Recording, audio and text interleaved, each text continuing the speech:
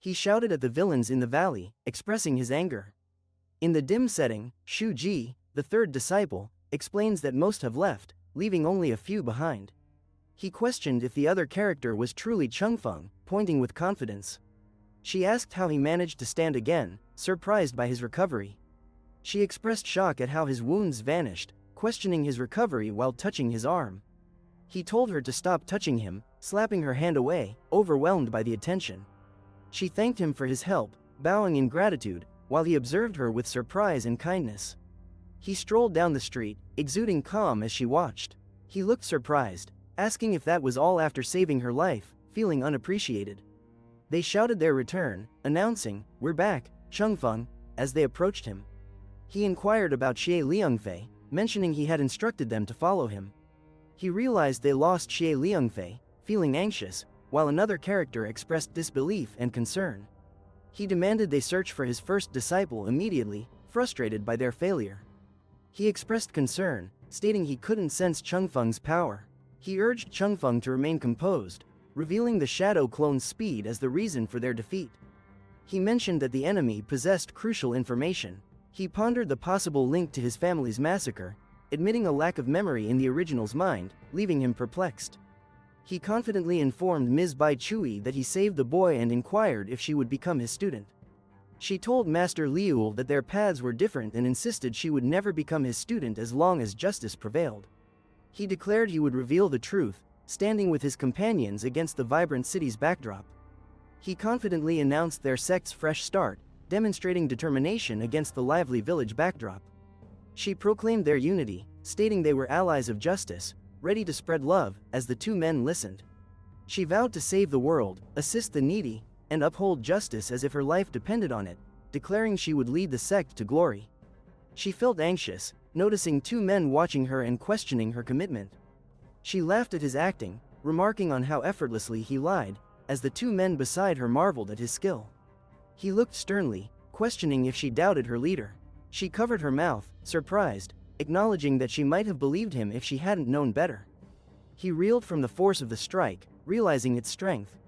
Amidst fallen foes, she stood confidently, assessing her triumph. With annoyance, he urged someone to observe their surroundings.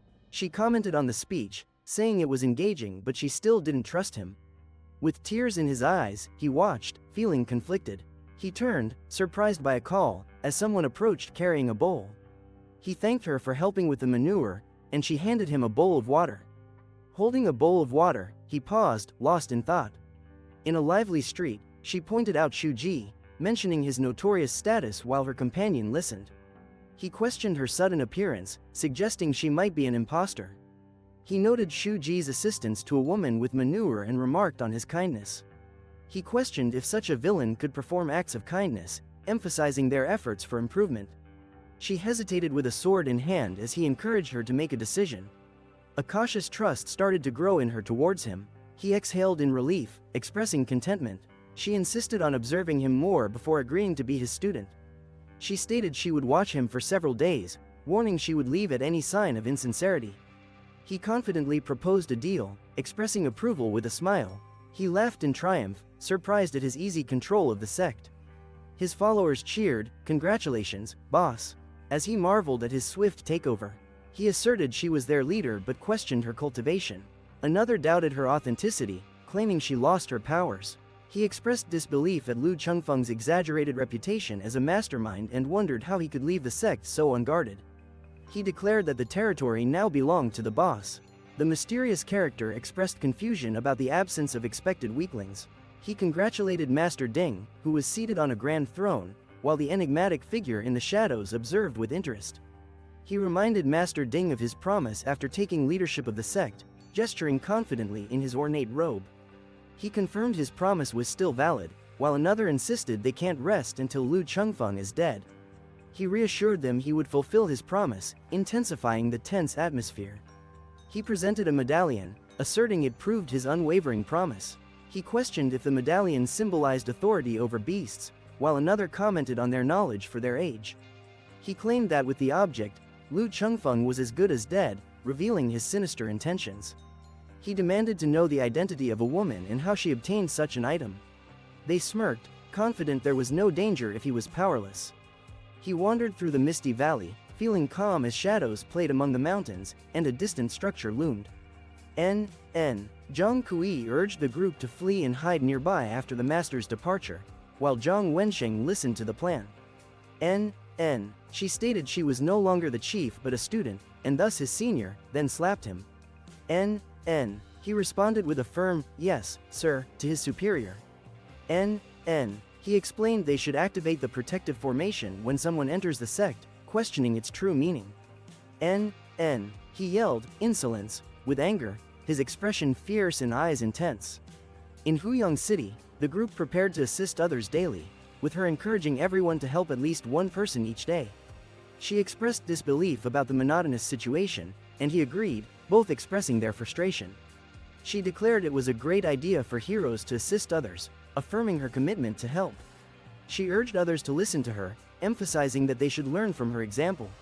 A loud crash startled everyone, and he reached out in desperation. He looked shocked as the other had a bloodied face, both breathing heavily as tension filled the air. Xie Liangfei appeared injured, prompting concern from onlookers questioning what had occurred. He confessed he had found the one who murdered his family, revealing his determination to face his past. He observed the intense discussion between two men in exquisite purple robes, revealing secrets and emotions. He asked Liangfei what was happening, expressing disbelief about Chengfeng, whom he thought had destroyed Liangfei's family. He gasped in fear as a powerful dragon roared, its fiery mane blazing. He expressed uncertainty about his master's involvement but recognized the individual as the second in command of Erlang Mountain. He recalled the attack on his family, expressing anger over the destruction and loss. Chaos surrounded him as he lamented the killing of his entire clan and the destruction of his home. He declared himself a member of the villainous sect while surrounded by flames. He understood their misfortunes and noted their families had been wronged. She mentioned the Xie family's massacre was absent from the records, making them scapegoats. He asserted that despite their struggles, they defended the alliance and confidently believed Chengfeng could defeat the attackers. She expressed anger at their impersonation. A notification chime signaled a mission, side mission, avenge Xie Liangfei's family, creating an atmosphere of urgency and determination. He declared Xie Liangfei as his student, vowing to make his enemy his own and ensure they received their deserved punishment. He thought about the need to heal first, while another character struggled to breathe, coughing heavily. He urged everyone not to stand idle and to help someone in need. He expressed concern about being on Erlang Mountain's turf, stating there was no guarantee of victory and they needed to lay low initially. He stared wide-eyed in shock as a golden serpent coiled around him, its fiery aura lighting the dark. On the first day, he stood outside a gate, facing 3 characters in purple, ready for whatever challenges awaited. He recounted helping an elderly woman catch her unfaithful husband, revealing the situation dramatically while another character listened attentively. He gasped, wide-eyed with surprise, feeling overwhelmed. He stared at the notification, shocked to receive 10 beast heat pills after completing the mission. He learned that the beast heat pill acts as a strong aphrodisiac, triggering heat in any beast upon scent. Excitedly, he mentioned that the beast heat pill offers unusual rewards from unique missions. On the second day, she declared she broke someone's deadbeat son's legs, ensuring he won't waste money on useless items again. She noted the completion of her mission, receiving the canine Punisher as a reward. Surprised, he questioned if breaking someone's leg counts as helping, especially since he gained benefits from it. He was shocked seeing the digital display showing his progress as a hero, with a level enhancement over the past 10 years. She looked on anxiously as he shouted, "Hiya," unleashing his fiery power. He acknowledged the challenge, admitting it wouldn't be easy, and felt the urgency as he counted down his remaining time for cultivation. On the third day, he observed 2 kids practicing martial arts with such focus that it captivated her attention. He recounted teaching martial arts to an old man's grandson, mentioning the boy's joy while another character found it reliable. He declared that once he masters martial arts, he will not let anyone push him around. Despite being wounded, he uttered frustration as blood dripped from his mouth, showing his resolve. After finishing a mission, he received 5 talismans of realization, enabling him to quickly master any manual and turn it into an ultimate skill. He was surprised by a message that noted his completion of the mission for 3 consecutive days, earning him 1 upgrade talisman. He discovered the upgrade talisman could elevate a manual to a higher rank, feeling thrilled by the potential. Entering the Great Hall of the Sect of Villains, he was intrigued by the powerful atmosphere of the Valley of Villains. He looked thoughtfully at the table, sunlight creating patterns around him, contemplating the weight of decisions in the powerful atmosphere. Meng Liang, the fifth disciple, informs Changfeng about the Hyperion sect's attack, indicating a goodbye. He expressed shock at witnessing the dragon's aspect, while his companion appeared equally startled, both feeling the moment's significance. He activated the token and questioned the time before the beast's assault. Sinisterly, he instructed them to wait 5 days before making the next move. With determination, he predicted that beasts would surround Huayang City in 5 days, punctuating his point by slamming a stone on the table. He wondered if surviving a beast attack was impossible, questioning if they would devour everyone completely. With a menacing smile, he confirmed that this had always been the case. Grinning menacingly, he assured that everyone in the city, including Lu Chengfeng, would perish, so there was nothing to fear. Urgent news arrived from an ally, who exclaimed that it was bad news for the boss, as tension filled the lavish room. Demanding to be addressed as leader, he received obedient affirmation and curiously asked about the issue. Panic about the situation was expressed, as he exclaimed they had run out of food, worry evident on his face. He urged his companion to loot a village, criticizing them for failing in basic villain tactics. He gently reassured her, advising her to stop crying because he had returned. He was concerned, stating they couldn't escape, while another character assessed the situation. The heavy atmosphere suggested their struggles. He appeared anxious, while the masked character smirked at him, creating a tense standoff. He looked around, noticing the unexpected arrival of a group, as one character asked, in response to the situation. He held a fiery orb confidently, grinning as he released his power. He released a massive fiery blast, asserting his dominance with a grin, causing widespread destruction. He caused a massive explosion, illustrating his overwhelming power and destructive intent. He remained unfazed, observing the glowing, spiraling force above him, feeling a mix of awe and determination as it declared itself perfectly unharmed. He grinned beneath his mask, announcing it was a formation, while 2 characters stood in the background with unclear intentions. He proposed a simultaneous attack, believing it would break their defenses, as warriors prepared to follow his lead. He commanded the attack, unleashing powerful strikes as his warriors charged to break through the enemy's defense. He prepared for action as 2 characters knelt with a thud, ready for the upcoming challenge. 6 hours elapsed when a subordinate informed the leader that their formation was intact, seeking guidance on the next course of action. He mentioned his hunger, saying he was starving. Another character, feeling tired, expressed the need for rest. They reached Huyang City, a lively area with many people and scenic views. He entered the room, sword in hand, prepared for adventure. He stared at 5 characters in elegant robes, indicating tension. Crossing his arms, he looked with curiosity and annoyance, questioning her actions. He gripped his sword tightly, stating his intent to avenge his family. Standing confidently beside a woman in elegant attire, he instructed someone to provide information about Erlang Mountain's strength. She disclosed that while helping townsfolk, she investigated Erlang Mountain members under Master Lu's commands, highlighting the ruthless second in command with 50 years of cultivation. He led a group of 18 villains to recruit more members and strengthen their hold over the city. With a commanding presence, he turned as the 2 characters greeted him, addressing him as Senior Chengfeng and congratulating him on his power, while one noted the intimidating aspect. He leads a group of villains with more than a century and a half of cultivation experience. As an elusive expert, he warns everyone to remain vigilant. He informs the group that their deputy, with 50 years of cultivation, assures them their challenger, with only 35 years of experience, poses no threat. He declares his intention to fight, even resorting to desecrating graves if necessary. She questions his interest in grave digging. The group watches fireworks lighting up the sky, captivated by the vibrant display above the village. She notices the recruitment announcement has reappeared, looking up with interest. He contemplates the recruitment stage, his eyes filled with curiosity. She explains Huyang City is chaotic, a place filled with diverse individuals and opportunities for those in need. He suggests they investigate the stage for promising newcomers, pondering the possibilities. He thinks about checking the recruitment stage for any potential talent. He shields his eyes with his hand, admiring the scenery and acknowledging the place's allure. He reflected, observing that they weren't mere show-offs, and a small character beside him commented that only lords possess the power of aspects. He informs the character that the host hails from the Pavilion of Heaven, a place beyond the mortal realm. She stands, wearing a stunning gown, symbolizing the Pavilion of Heaven. He acknowledges that people can superficially coexist peacefully in the city, while mockingly referring to someone as trash. He scornfully calls them damn posers, confident in his opinion. He confronts her, accusing her of attempting to assassinate him, and warns that next time she may not survive. He questions her intentions with disbelief. Lu Chengfeng introduces himself as the sect leader, asserting his legitimacy to the gathered crowd. She accuses him of killing her student's family and committing evil acts. He warns her intensely, claiming she will face death for her actions. He leads the group, urging everyone to proceed together. Realizing someone had grown stronger, he reflected on underestimating him as weak.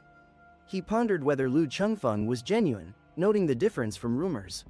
He considered Lu Chengfeng, realizing he needed to be cautious. He looked at the mountain path, feeling a mix of determination and awe. They stood before the swirling blue orbs illuminating the temple, experiencing a sense of wonder and anticipation.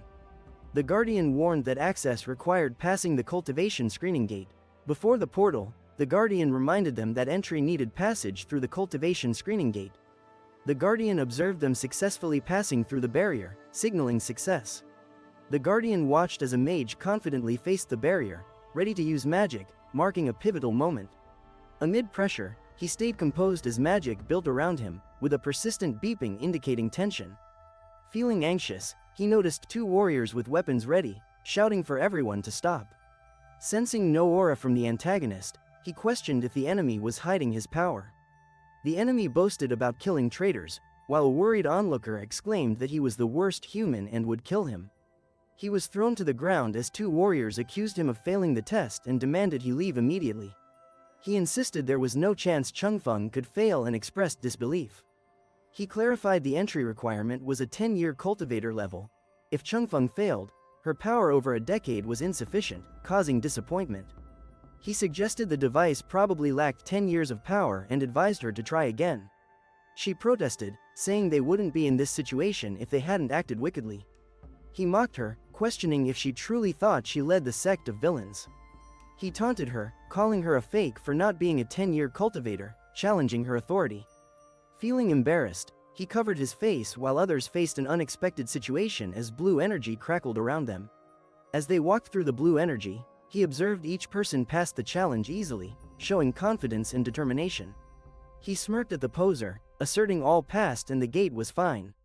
She retorted if he was Lu Chengfeng, then elephants were orange. As the antagonist walked by with confidence, a woman stood apprehensively, feeling the rising tension in the cave. He smirked, daring his opponent to bet and prove his authenticity. Accepting the challenge, he declared that if his opponent was a fake, he would eliminate everyone there. He heard loud noises while standing at the Pavilion of Heaven, considering his next move. On the ship, surrounded by a busy crew, he pondered his next ocean adventure as the vibrant waves sparkled in the sunlight. Wind rushed past as the ship loomed ahead, with his companion gazing at its grandeur. He stepped down the stairs, his polished black shoe shining among the falling petals under a bright sky. She descended the stairs gracefully, holding a red cane amid falling flower petals. They gazed in awe, captivated. She noted it had been some time since she saw Master Lu. He asked Lady Lu if she could prove his identity as the leader's second in command of the Erlang mountain villains. He asked Xin Yao if she also suspected him, revealing underlying tension.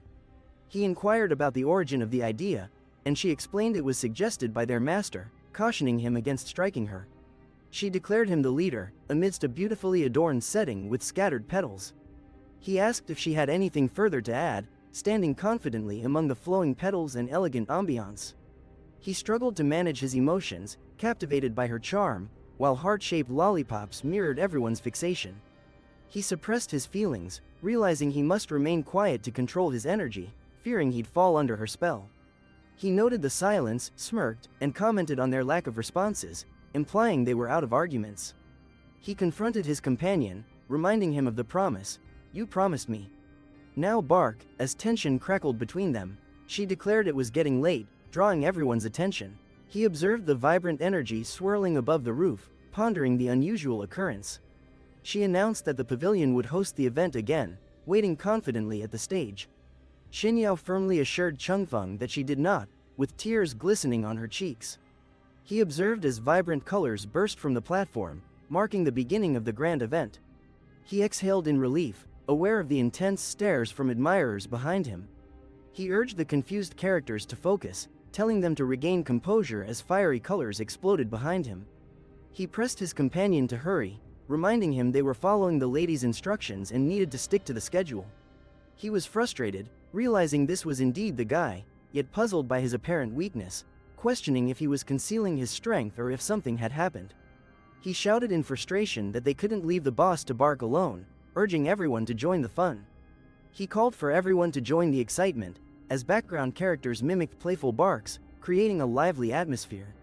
He announced that Erlang Mountain's crew was also joining in with barking, activating the Canine Punisher. He watched as Erlang Mountain's crew released the Canine Punisher, filling the air with barking. He chuckled, facepalming and commenting on their hilarity.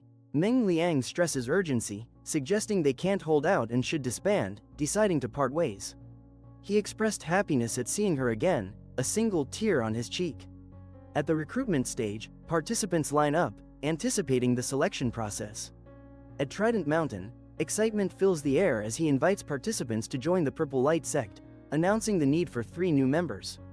He announces the Sect of Villains is looking for new members, inviting anyone daring enough to join. He states they only accept people with rank 3 talent or higher into the Sect of Villains. He questions if the Sect of Villains truly seeks nice people, expressing disbelief.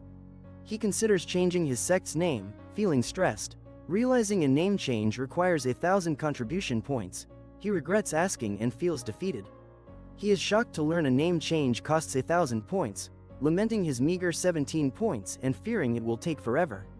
He notes the sect's decline with few members remaining and decides it's safer to avoid potential alliance attacks. He mentions Erlang Mountain's growth and suggests visiting to see its expansion. She smiled with tears, surrounded by cherry blossoms. He was frustrated, noting that those individuals would have eagerly joined them before, but now they would never have spoken to them in such a manner. He felt sadness when observing neighboring sects falling into despair. He smirked and invited her to join them, promising they would be nice. He commanded, "Eye of Wisdom, activate." As vibrant visuals surrounded him, he observed that hardly anyone exceeded rank 3, noting this stage seemed underwhelming for its size.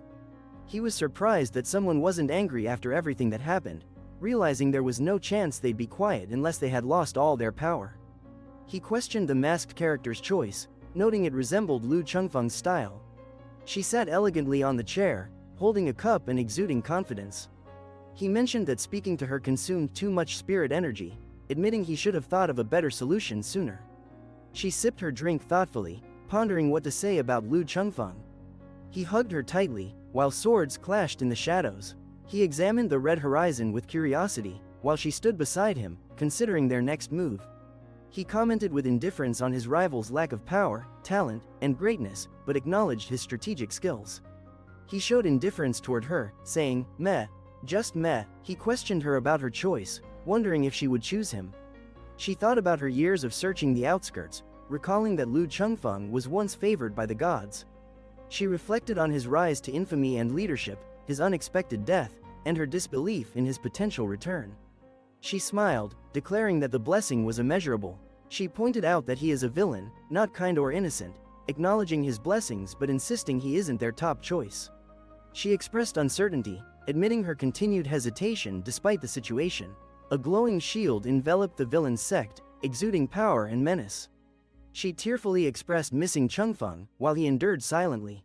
The villain enjoys their power, watching defeated foes inside the glowing shield, struggling for breath with expressions of despair. The masked character states they need a cultivator with 150 years of experience to break the formation, doubting their ability to destroy it alone. He pondered what other options they had besides waiting for Lu Chengfeng's return to free them. He asked if hunger had clouded her judgment, looking at her with concern. He warned of an imminent beast assault on Huyang City, saying someone would be devoured, and questioned their expectations for his return. He sighed, frustrated, preferring to die in battle rather than starve, finding the situation truly vexing. At the recruitment stage, characters gathered below a vast sky, ready to face their destiny. After 4 hours, 2 women prepared to announce the sect's new members, standing confidently before the anxious crowd. The leader declared that Iron Fist Sect welcomed 23 new members, while Purple Light Sect introduced 17, showcasing their strength and unity. The leader also announced confidently that Purple Light Sect gained 15 new members, with Erlang Mountain proudly adding 7 to their ranks. She hesitated in surprise, and he struggled, voicing frustration. The Sect of Villains leader speaks to the new members. The Trident Mountain leader questions joining the Sect of Villains, while another expresses disbelief at the sect's waning influence over recruits. The Purple Light Sect leader warns of an impending assault by the Alliance, stating that no one would join a sect under attack. He questions their recruitment efforts despite the situation, with a backdrop of mountains and greenery. She warns the elders, stating that their insults are unacceptable, even though Changfeng remains silent. She challenges them, asking if they want to fight, despite the pavilion's presence. He notes smugly that no new members would join them due to unpopularity, joking that he'd bang his face on the ground if they did recruit someone. She calls for attention, declaring the main event is starting. She gestures, inviting everyone to admire the newcomer.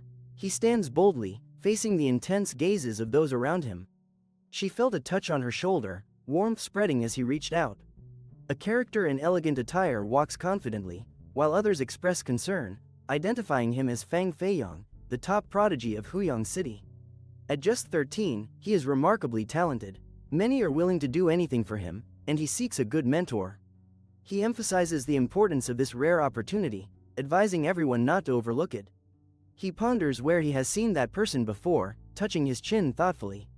She acknowledges the boy and mentions it to Master Lu, who appears intrigued. She learns about the renowned prodigy seeking a mentor, while Master Lu and another character sense the tension surrounding this discussion.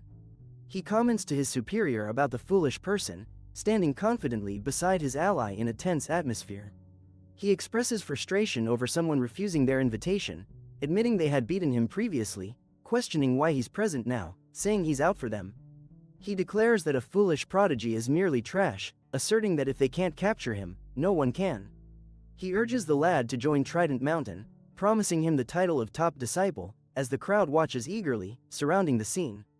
She experienced excitement, her cheeks flushed thinking of the thrill. The elder invited the young man to join the Cloud Mist sect, offering to enhance his power. The young man ignored the elder's words, remaining indifferent to his concerns. An invitation to join the Bloodblade Society was extended to the young man, promising leadership training under the Patriarch. He contemplated his path, suspecting he might join a villain sect, while a companion expressed doubt about his interaction with other sect leaders. He warned that anyone wanting to recruit him must convince everyone else, or they wouldn't leave alive.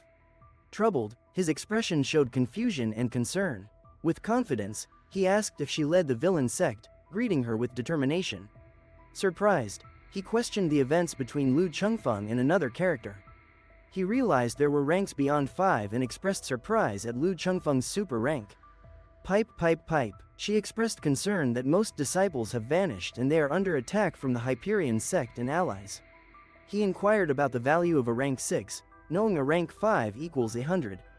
He confidently stated that a super rank equals 500. He remarked on someone's impressive abilities and decided to recruit him. He confirmed his identity with a thumbs up, surprising another character. He thanked someone for saving his life, apologized for leaving quickly, and promised to return the favor. He offered his help with anything needed and promised never to refuse.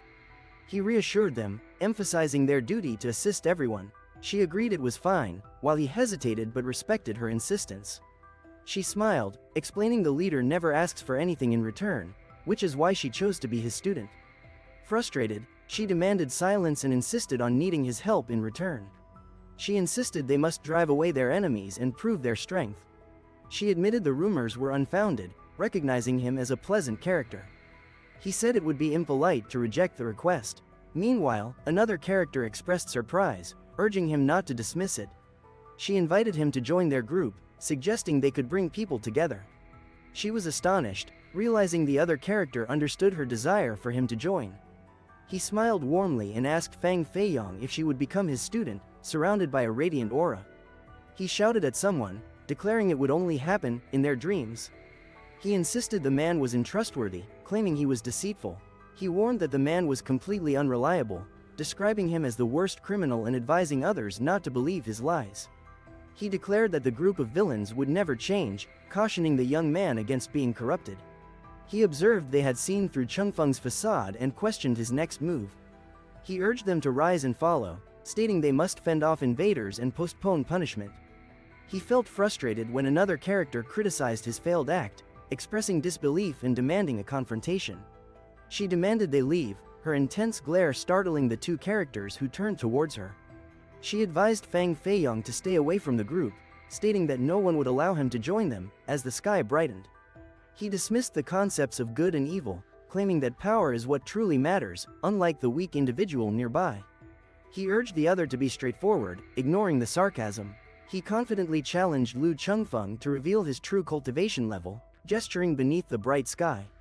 He questioned what Lu Changfeng was hiding, while another demanded to see more. He doubted the man's aura, questioning if he was truly responsible for the destruction. He realized the individual had failed the stage's test and was now powerless. He returned from death, weakened and vulnerable to the Alliance's assault on his sect. Despite the protective formation, Liu Changfeng's lost power remained unchanged. He advises Shen Yao to leave and bid farewell. In the Valley of Villains, three warriors prepare for battle, determined to face their enemies hiding in the shadows. He noted their intelligence but criticized them for not recognizing her hidden power, calling them foolish. He found it amusing that they labeled her weak, revealing their ignorance of her concealed strength. He suggested, with a smirk, that they pursue scriptwriting for their imaginative ideas. He asked Lu Changfeng if he had anything further to contribute. Confidently, he replied with a smirk that if Lu Changfeng believed that, he wouldn't stop him. Teasingly, he remarked that Lu Changfeng admitted to losing his power. He accused, asserting that no one should claim to be Fang Feiyang's master. Insisting passionately, he stated even his grandson could surpass others and urged Lu Changfeng to leave the stage, highlighting the importance of power. He questioned the young man about his decisions after seeing the man's true nature, creating tension. Determined, he looked skyward, his red eyes reflecting resolve. Master Jin listens as another warrior insists that their time is running out, stressing the urgency of their situation. He doubted their words, while she questioned why he involved her. He claimed it was part of his mission, while she thought he was misguided. He acknowledged her talent but noted she lacked a teacher and doubted anyone could persuade her. He explained that his family had the palm of the Sea Ravager with 7 forms, though only 3 remained. Despite years of effort, he struggled to restore the last 2. He mentioned that many wanted to adopt him, but they couldn't find the 4th form, let alone the 6th and 7th. He believed that if students performed worse than him, there was no point in seeking their guidance. He remarked that the Palm of the Sea Ravager was an elite manual, nearly impossible to complete. Another was amazed at someone mastering 2 forms alone. He smirked and offered to examine the scroll. He unsheathed his sword, showing determination. He expressed doubt, saying it was difficult. Holding a scroll under the bright sky, he felt the challenge. He acknowledges his friend seriously when informed that 30 minutes have already passed. He assured her it was fine as he handed over the scroll beneath a clear blue sky. She promised to complete the missing forms to demonstrate her capability as his best mentor under the bright sky. He instructed the system to use the Talisman of Realization on the Sea Ravager's palm, releasing a powerful energy surge. He concentrated the Talisman of Realization, releasing vibrant energy into the surroundings. He focused intensely, channeling vibrant energy and affirming the command to realize. He concentrated, summoning radiant energy and proclaiming, realize, as vibrant pink streams formed wings around him. He used the talisman, achieving complete mastery over the Sea Ravager. A character confronted another about their abilities, claiming they couldn't complete a top-tier scroll, while 2 others insisted they wouldn't let anyone take him. He explained that the Palm of the Sea Ravager is a manual handed down to his descendant, as she stood elegantly in a revealing dress. He expressed gratitude to the Palm of the Sea Ravager for assisting Black Sea in breaking through the Millennium Realm's barrier to become a deity.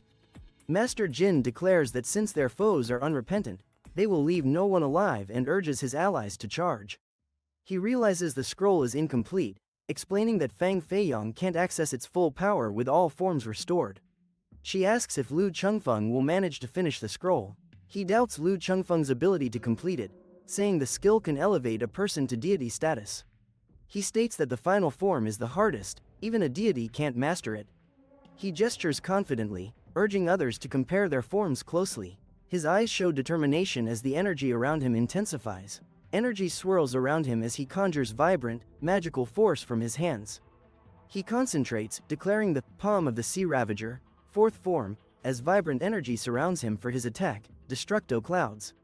Intense focus channels vibrant energy as he prepares a powerful strike. With a smirk, he questions if that's all she devised, while another character dismisses the suggestion, insisting they deserve a better name. With a triumphant grin, Master Jin conjures swirling fire energy while urging his allies to prepare for battle. With a loud boom, he asked what was happening, while others showed shock and confusion. He wondered about the situation amid ominous storm clouds. Amid movement, she moved forward quickly, while he shielded his face from the wind. As lightning struck, he questioned what it was. He felt a surge of energy as he moved back, sensing the danger of approaching lightning. He sighed with relief, closing his eyes as energy swirled around him. He confidently concluded the presentation, addressing the attentive crowd. He inquired the lad about the recent discovery, seeking clarity. He nervously insisted he felt nothing. He accused her of being a scammer, demanding she retract her words. As chaos erupts, Master Jin's followers chant, "Kill," charging forward together, ready for the fight. She insisted it was different, asserting she had barely begun, as he and others listened. He declared the demonstration as the authentic fourth form, while others admired his confidence. He asked Master Lu to demonstrate the remaining forms. He and Master Lu expressed their surprise, both confused. He advised her not to blink, or she would miss it. He focused, stating it was the fifth form of Palm of the Sea Ravager, channeling energy with fluid movements.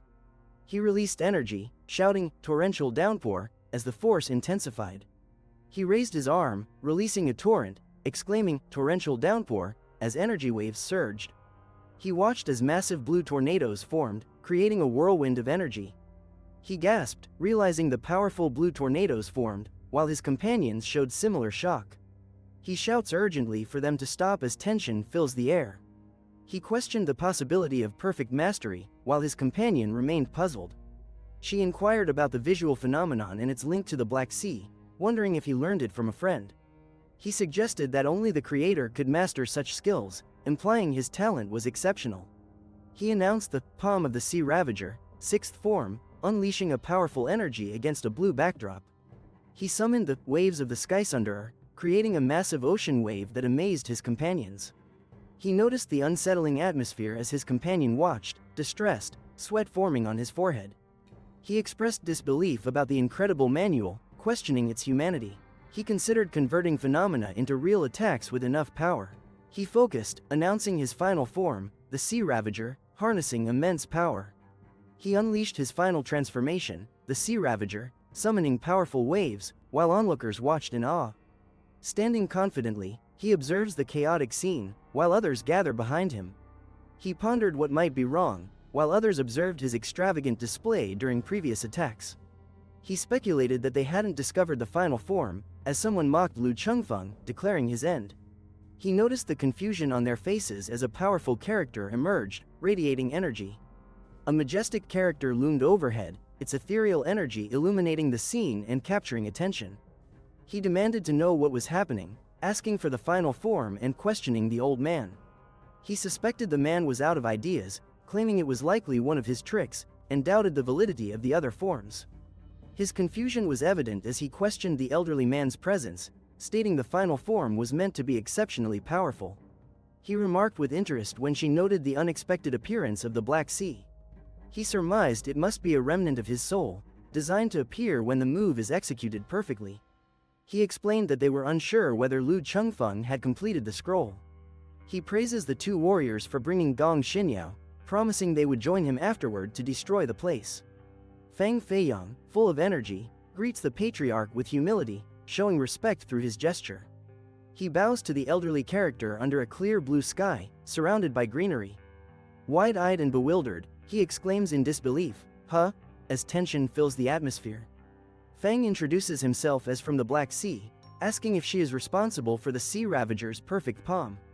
He compliments her skills, noting her talent for her age. She apologizes to the patriarch, explaining that Master Lu was responsible for the feat, showing admiration and respect.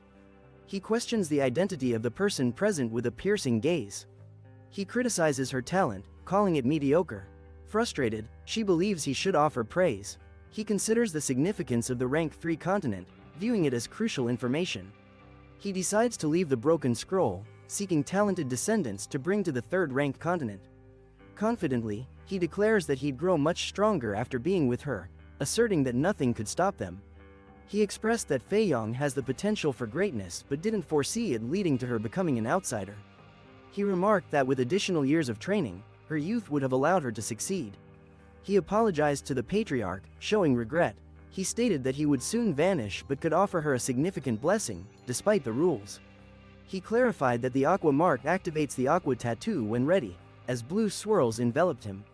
He mused on water's role as life source and its immense strength, suggesting that if fate allows, the mark will also provide access to the 3rd rank continent. He knelt, observing the swirling golden energy, and declared he would meet the patriarch again. He inquired about Black Sea, and she replied, knowing someone named Heihai, missing for 5 centuries, expressing disbelief at meeting him. He mentioned the rank 3 continent and aqua tattoo, stirring curiosity. Another character confessed ignorance about the continent but recognized tattoos.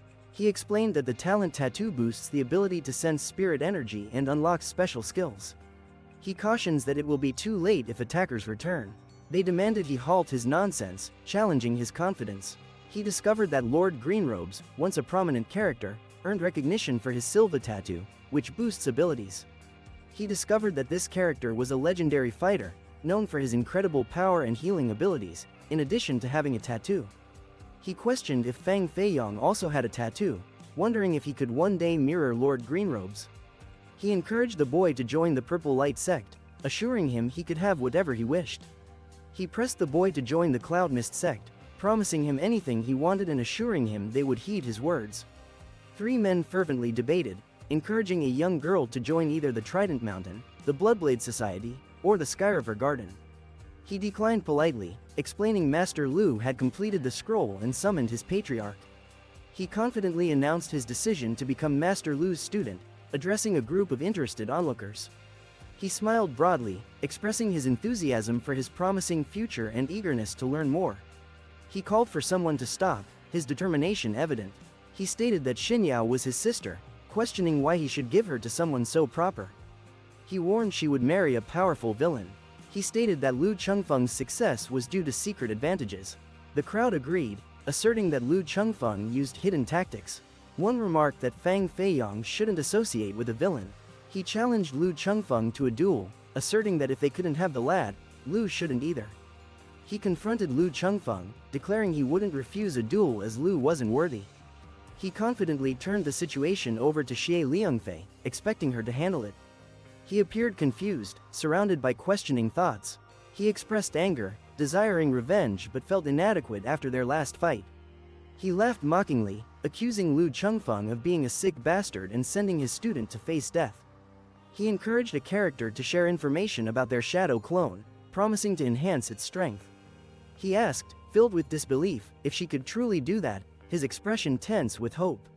Pipe, pipe, pipe. He cautioned the fool not to cause division between them.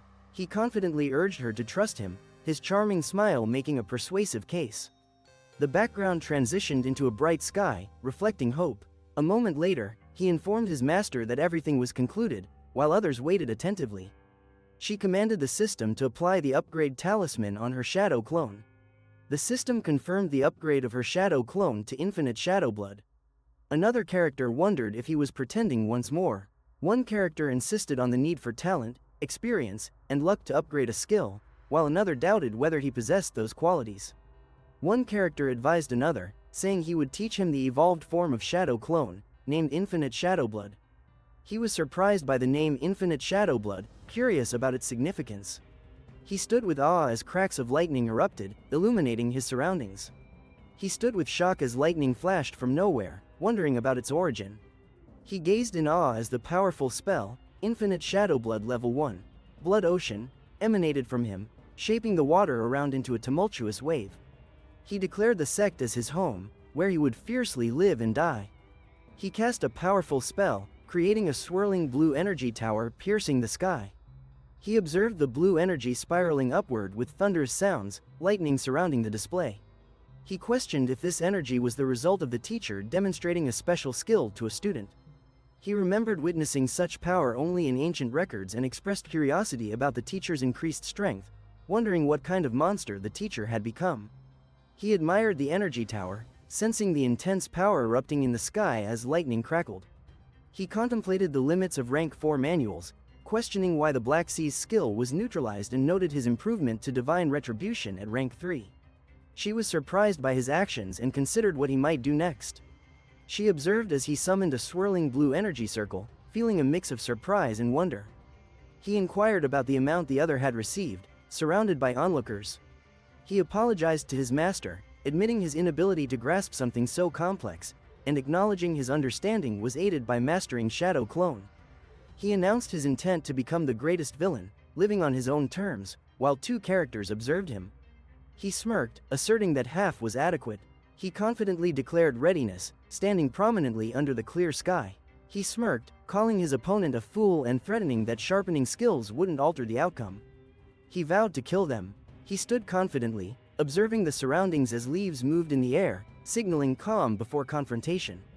He promised retribution for his family's suffering, his determination evident as colors shifted around him. He smirked, mocking the notion that leveling up grants superiority, as tapping sounds resonated. He launched the attack, announcing infinite shadow blood, shadow change, as force filled the air with his strike. He watched in shock as his opponent struck fiercely, releasing fiery energy. He dodged swiftly, leaving a fiery trail in his wake. He moved at incredible speed, leaving others astonished. They noted even the second in command couldn't match his pace, acknowledging his place among the world's fastest manuals. He refused to join the sect, expressing disdain with bold gestures. He recognized his master, preparing himself for the challenge ahead. Facing his master, he gasped as the wind rushed by, the surroundings vibrant and intense. He shouted, calling his opponent a fool as his anger erupted. He cursed and drew his weapon, ready to confront his adversary. He lunged forward, hair trailing behind, striking fiercely as energy filled the air. Determined, he swung his weapon, energy swirling, and leaves danced around him. He countered his opponent's strike swiftly, taunting its slowness and delivering a powerful blow. He yelled in shock, his eyes wide against the bright blue sky. He saw her fall, overcome with laughter. He expressed irritation, stating the kid was testing his patience. He was stunned, asking, "What the heck?" while sweat formed on his forehead. He declared his determination to give his all, preparing for action with a focused energy. With fierce resolve, he unleashed a fiery energy, announcing his full commitment to the battle. He advanced rapidly, generating energy and preparing for a decisive strike. Executing a powerful attack, flames surrounded him as he concentrated on his opponent. He delivered a swift, fiery strike, targeting his adversary. In shock, he realized he narrowly avoided the attack, questioning if it was dodged. Feeling overwhelmed, he sensed something fierce charging toward him and wondered what had occurred. She shouted, "Die!" with a terrifying smile, her red eyes intense with fury. He struck her with a powerful blow, resulting in a forceful impact. Surprised and in pain, he reacted loudly as the explosive impact hit. He questioned what was wrong and how they dared to speak to him like that. Another said they wouldn't allow him into the sect. With a forceful impact, he was thrown back. He approached with confidence, surrounded by ethereal clouds, as she watched in awe. He taunted the kid, asserting he couldn't win. He stated that even after leveling up, the kid couldn't compete with him at full power. He claimed he wasn't at full power either. He stared in shock, exclaiming disbelief as the sky brightened. She released energy streams, lighting up the sky as her opponent watched. She focused intensely, energy swirling around her as she prepared a powerful attack. She observed in awe as he unleashed his attack, shouting about infinite shadow blood and the bloody battle. He shouted disbelief as energy surged around him, revealing his intense emotions. Frustrated, he shouted, "To hell with you. You're out of your mind," while facing a group in the mystical town. He punches intensely, feeling the energy from the impact resonate. Every punch carries fierce energy as he shouts, "Aura," driven by determination. With a smirk, she delivers a powerful strike, capturing the moment with the sound, BFFT. Echoing her confidence, her strike propels her opponent back, accompanied by the exclamation, "Bam!" He recognizes Lu Chengfeng's extraordinary abilities and fears defeat. while his companions voice concern over Lu Chengfeng's intimidating power. A companion remarks that Lu Chengfeng's overwhelming power explains the second-in-command's defeat, leaving them in awe. Lu Chengfeng's strike causes a splatter of red liquid, leaving onlookers shocked by its immense force. She breathes heavily, wincing in pain as blood trickles down her face, showing her struggle. He bows his head, breathing heavily with blood dripping, struggling in pain amid a crimson backdrop. He raises his sword, declaring it was for the lives lost, seeking vengeance. Smirking, he taunted the group, questioning if they believed four could protect their sect. He laughed quietly, contemplating while showing his injuries. He laughed wildly, declaring everything absurd, gripping his hair tightly. He called his opponent ignorant, grinning confidently, revealing his chest and wielding his sword. He laughed loudly, mocking from afar, as others joined, creating a confident atmosphere.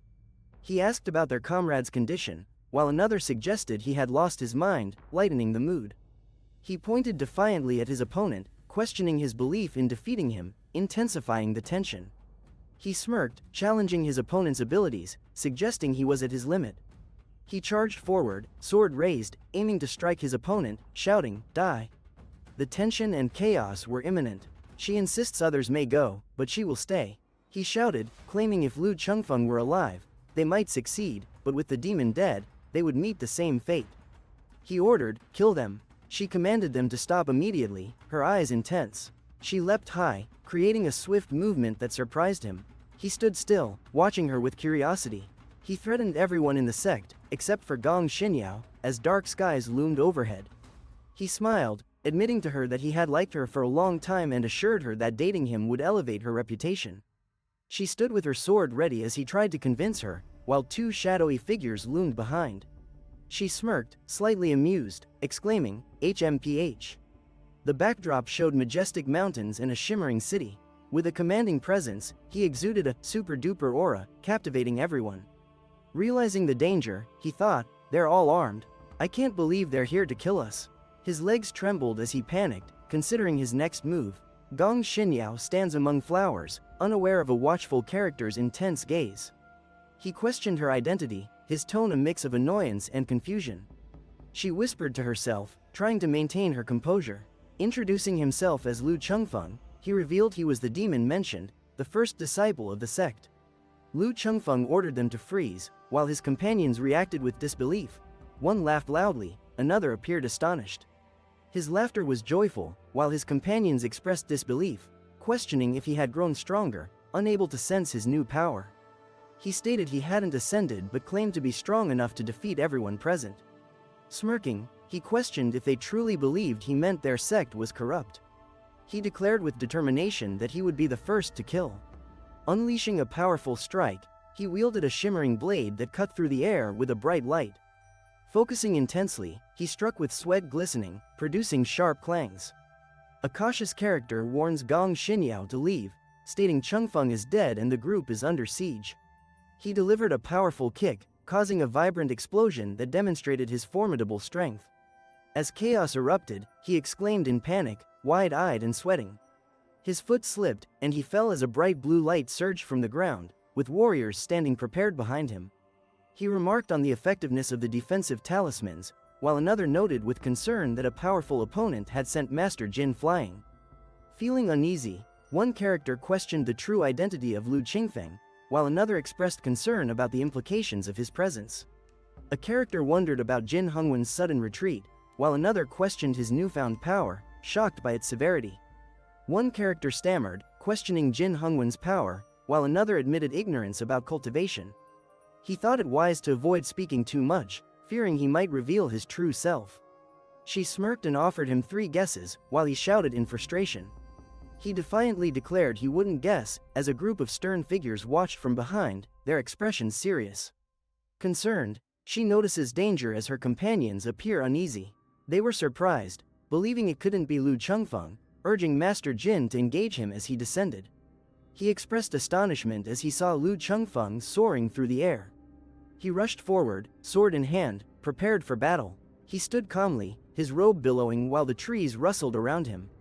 He warned that others sought his end but wished for peace, introducing himself as Jin San. He inquired, "Who are you? Are we allies?" Jin-san vaguely recalled him, realizing past memories had faded. He declared angrily that the other person had made him kneel and cut off his arm, insisting they weren't allies. He asked in anger if he was being mocked, realizing they weren't friends with this troublemaker. He exclaimed it would be miraculous if the other did anything good, realizing he had provoked a dangerous opponent. After years of training, he revealed his perfected Golden Flame Crow technique, ready to face his opponent, vowing to kill decisively. She considers her survival, acknowledging Changfeng's previous assistance.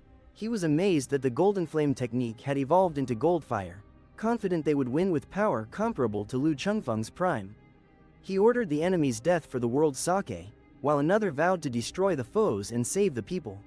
He expressed concern about Changfeng's danger, recognizing the Hyperion sect's strongest member's strength, while another acknowledged their past disrespect toward Master Jin.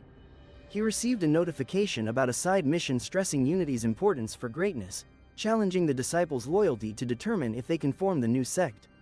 He stood confidently, displaying a holographic interface with 3 potential allies, highlighting unity's importance for their mission. He expressed doubt, stating only Gong Xinyao could be trusted, while others would betray him for mere pennies. He jumped high into the air, preparing for a decisive move, while she looked on, focused. He screamed fiercely, declaring, "Die, you demon," with fiery determination. He lunged forward, brandishing the blade with fierce momentum, creating a blazing arc of energy. He gazed intensely, his features set in determination and intensity. He declared that they had committed grave offenses against humanity, warning they would be destroyed, and demanded their surrender within half an hour. She claims that the sect is Changfeng's life's work and insists it is in danger, reasoning that this is why she should remain. He swung his sword with determination, striking powerfully as fiery energy erupted around him. Amid the explosions, he sensed power building within, preparing for his next move. With a swift motion, he slashed down, sending flames in every direction with a powerful strike. They reacted in disbelief at Master Jin's overwhelming power. He exhaled sharply, wielding his sword as mist swirled ominously, tension building around him. He reacted in disbelief, suspecting something was amiss with the man before him. He smiled, acknowledging the defense talisman for his success. He cheered for Changfeng, urging him to unleash his power and dominate. They declared, "All hail Almighty Changfeng. He has advanced, he has risen," as 2 fox-like characters celebrated Changfeng's transformation. He gasped, feeling sudden pressure while clutching his chest. He argues that it's unwise for Xinyao to stay, reminding her that Changfeng died under mysterious circumstances at the height of his life. He shouted loudly as blood spilled, his face showing shock. They both cried out in fear, soaked in sweat, their faces showing terror. They breathed heavily, facing a daunting mountain, as characters in traditional attire appeared, creating a sense of fear. They discussed the injured person with concern, worried he might not survive. She urgently called for Changfeng while 3 armed figures approached him, prepared for confrontation. She firmly stated she always suspected he was pretending, confronting him as an ominous character loomed behind. He teased her, suggesting she was suffering and couldn't endure much longer, claiming she was already defeated. She begged, clearly upset, as he trembled with sweat on his face, the tension high between them. She pleaded with Changfeng not to frighten her, tears in her eyes, fear evident. She asked Changfeng about the incident, surprised he had just defeated someone, while another character reassured him, noting his changed demeanor. He notes that a divine punishment must have befallen Lu Changfeng, considered the most malevolent person in the land, as he stands beside Xinyao near his grave. She decided to reveal the truth to everyone, leaning in close to him. He said that despite returning to life, his wounds persisted. He mentioned that Master Jin had reset his cultivation to the beginning, admitting he had been pretending all along. He laughed at his opponent's weakened state, stating he never anticipated witnessing such a defeat. He vowed to eliminate the threat instantly, promising to rid the land of its darkness as fiery energy surrounded him. Determined, she fought against him, her sword flashing as he gripped her tightly in their battle amidst swirling energy. With urgency in his voice, he commanded her to stop during their confrontation. With red eyes, he struck swiftly, engaging his opponent fiercely, while another warrior loomed nearby, ready for battle. She was caught off guard as a descending character rapidly approached her. She gasped when he struck her, the impact echoing loudly. He winced when she smacked him, her expression a mix of fierceness and playfulness, a hint of mischief in her eyes. He highlights that everyone has departed, stressing their collective efforts over the year, and reassures her that they've done more than enough, so her sacrifice is unnecessary. An explosion erupted, leaving him startled on the ground. Her character stood decisively amidst the chaos, draped in a flowing robe. He witnessed the explosion, scattering debris around him. Two warriors in purple robes confronted an unknown enemy. The atmosphere was tense with clouds billowing around them. He was shocked, realizing they were defending him, which was unexpected behavior. He questioned her ability, stating it was impossible for her to have defeated Master Jin. He realized they had pretended to be weak, showing shock on his face. He stammered, saying they pushed Master Jin back with ease and caused him harm. He explained there were 12 dangerous individuals present, causing trouble since Lu Chengfeng's death. He revealed that one of these individuals destroyed the Wood Elf sect last month and captured all the girls. He insisted the foes were only slightly weaker, exclaiming they were beasts and questioning the presence of 3 opponents. He encourages her to join them, assuring her that those who have left are flourishing. He reassured his companions about their strength in numbers, mentioning that their leader was on his way.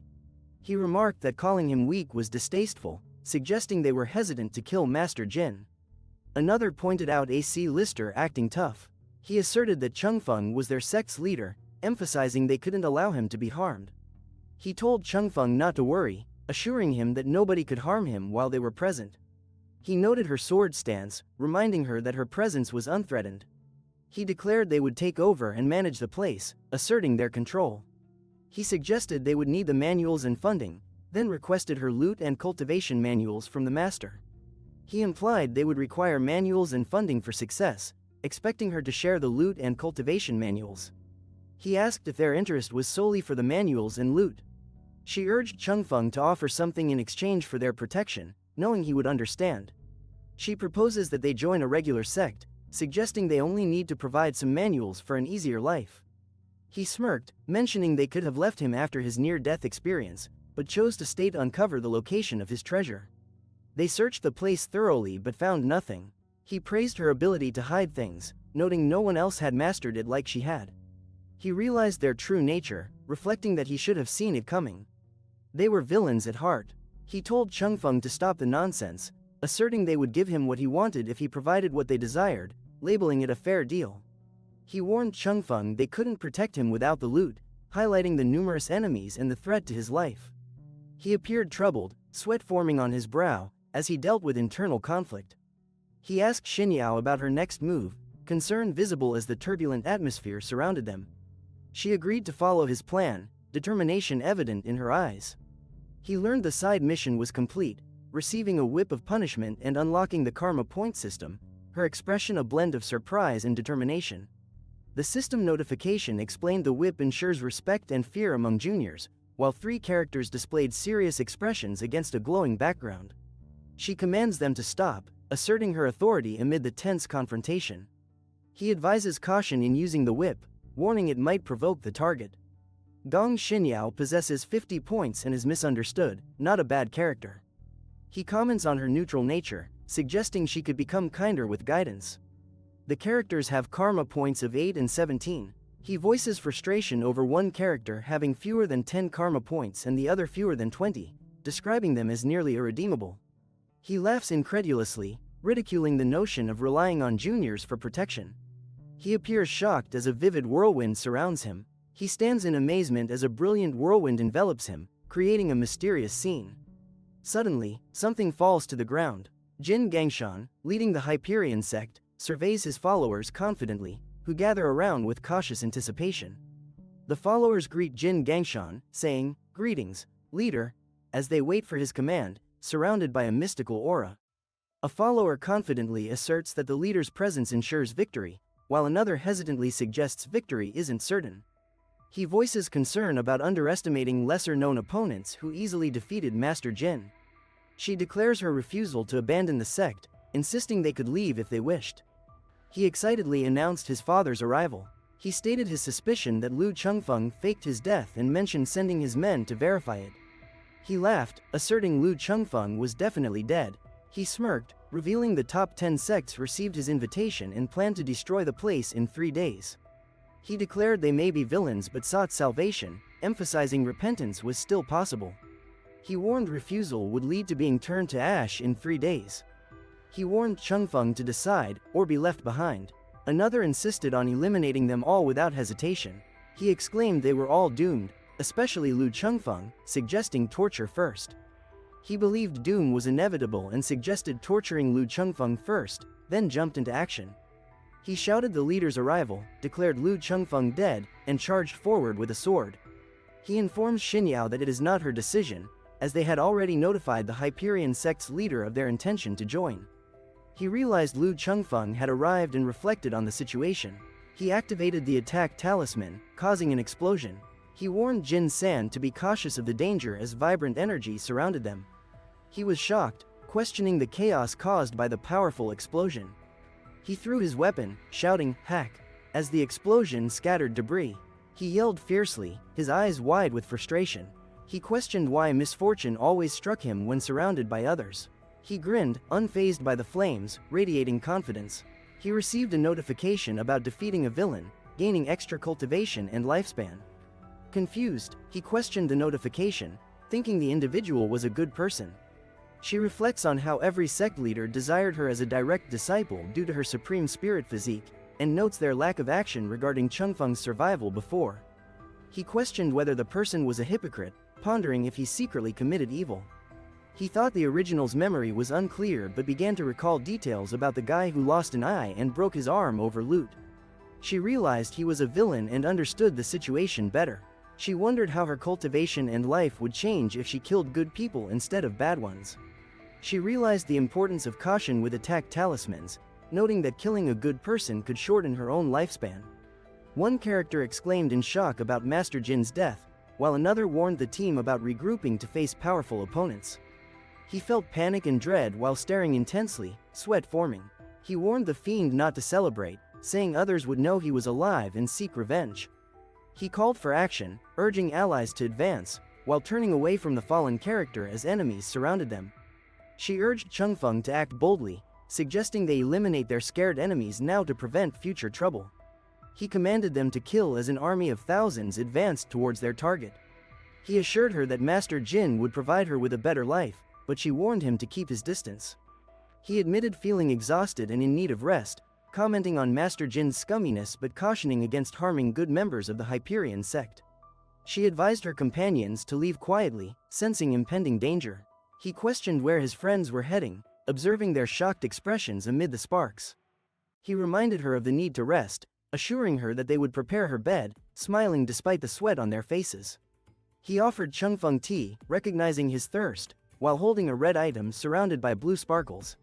He smiled confidently, wielding a whip, with energy radiating around him, ready to strike. He warned them coldly about their disrespect, commanding them to greet his little friend. They apologized to Chengfeng, but he insisted that apologies were useless without action. He performed a remarkable move, creating a swirl of vibrant energy around him. He executed swift strikes, hitting his opponent and earning karma points, marked by the vibrant energy surrounding their actions. She brandished her sword, prepared to confront her foes, while the crowd watched her determination in astonishment. He confidently said that the whip was effective, noting that karma points increased, and claimed he could reform them at this pace. 15 minutes later, he laughed as his whip struck forcefully. His opponent's karma points decreased, leaving them in disbelief and tears. He noticed their karma points were dropping and thought he might have overdone it, feeling a mix of regret and concern. He feared their karma points were too low and worried they might lose control. Another character reassured him he could raise them again. He happily smiled, expressing that he was glad. He said that was the punishment for today, hoping she learned her lesson and warned he would be observing her. He emphasized the punishment's seriousness, and his followers eagerly promised to eliminate more people, even threatening to destroy a city if commanded. He eagerly declared he would bring new princesses every month, showcasing his determination. He looked surprised and concerned as a system notification appeared, stating, "Ding. System notification." He felt the responsibility as the notification stressed, "You're accountable for the good and evil actions of your sect's disciples." He smirked, stating she was outmatched, but she confidently retorted they would soon find out. He realized their decisions could impact his lifespan, expressing shock and fear. She warned that enemies would attack soon, advising everyone to stay indoors, as two men listened. He felt frustrated, acknowledging that the enemies only responded to cruelty, which required effort to change. He received a mission completion notification, gaining 10 extra days of life and 5 years for cultivation, securing the sect's safety. He lamented his efforts, realizing he had only 20 days left and a few years of cultivation, feeling even a child could outperform him. He expressed panic about being overwhelmed in 3 days, despite having a cheat system, doubting success in the Great Hall of the Sect of Villains. Amidst towering mountains, he felt trapped, unsure how to handle the Great Hall of the Sect of Villains. He questioned Xinyao about hidden loot, sitting on his ornate throne while she stood before him. He planned to protect his sect from attackers, appearing troubled with his hand on his cheek. Determined, he knew he would fail his mission if he couldn't fend off the attackers. She released a powerful attack, radiating energy to demonstrate her skill. He planned to uncover the location of the OG's loot within 3 days, hoping it would aid him. He confidently stated he would never take Changfeng's loot, despite feeling slightly anxious. He sat firmly on the chair and instructed her to stand. He told Xin Yao to relax, explaining he had just woken up and lost some memories. He gently pulled Xin Yao closer, reassuring her with a smile. He informed her that she was his favorite and asked if she knew where he had hidden his loot. She mentioned she wasn't sure but recalled he used to hide his loot in a mountain cave behind the sect. He enthusiastically suggested, "Great, now show me the way." In the dark cave of the Sect of Villains, countless skulls were scattered. In the dark cave of the Sect of Villains, skulls covered the ground while ghostly red trails swirled in the air. With fierce determination, she swung her weapon with precision, impressing the onlookers. In the dark cave, the two stood surrounded by skulls and swirling red trails, contemplating their next move. Xinyao assured Changfeng that this cave was their usual spot, despite his confusion about the eerie surroundings. She pointed out the pile of skeletons to Changfeng, confirming this eerie place was once his hangout. He nervously inquired if accusations were being made about him causing deaths everywhere he went, wiping sweat from his forehead. She eagerly called out to Changfeng as a panel showed the main mission progress. He stood firm, considering the mission to recruit a new disciple for the sect, stressing the urgency and specific qualifications needed. He wondered about finding a new recruit within 3 days, noting the 15-mile area around them was deserted, ensuring not even a bug would approach. A notification informed him that he had awakened the Eye of Wisdom, marking a significant milestone in his journey. He tapped into the Eye of Wisdom, impressed by its talent assessment abilities. Focusing through the Eye of Wisdom, he targeted Gong Xinyao. The sorcerer unleashed an intense spell that caught her off guard with swirling energy.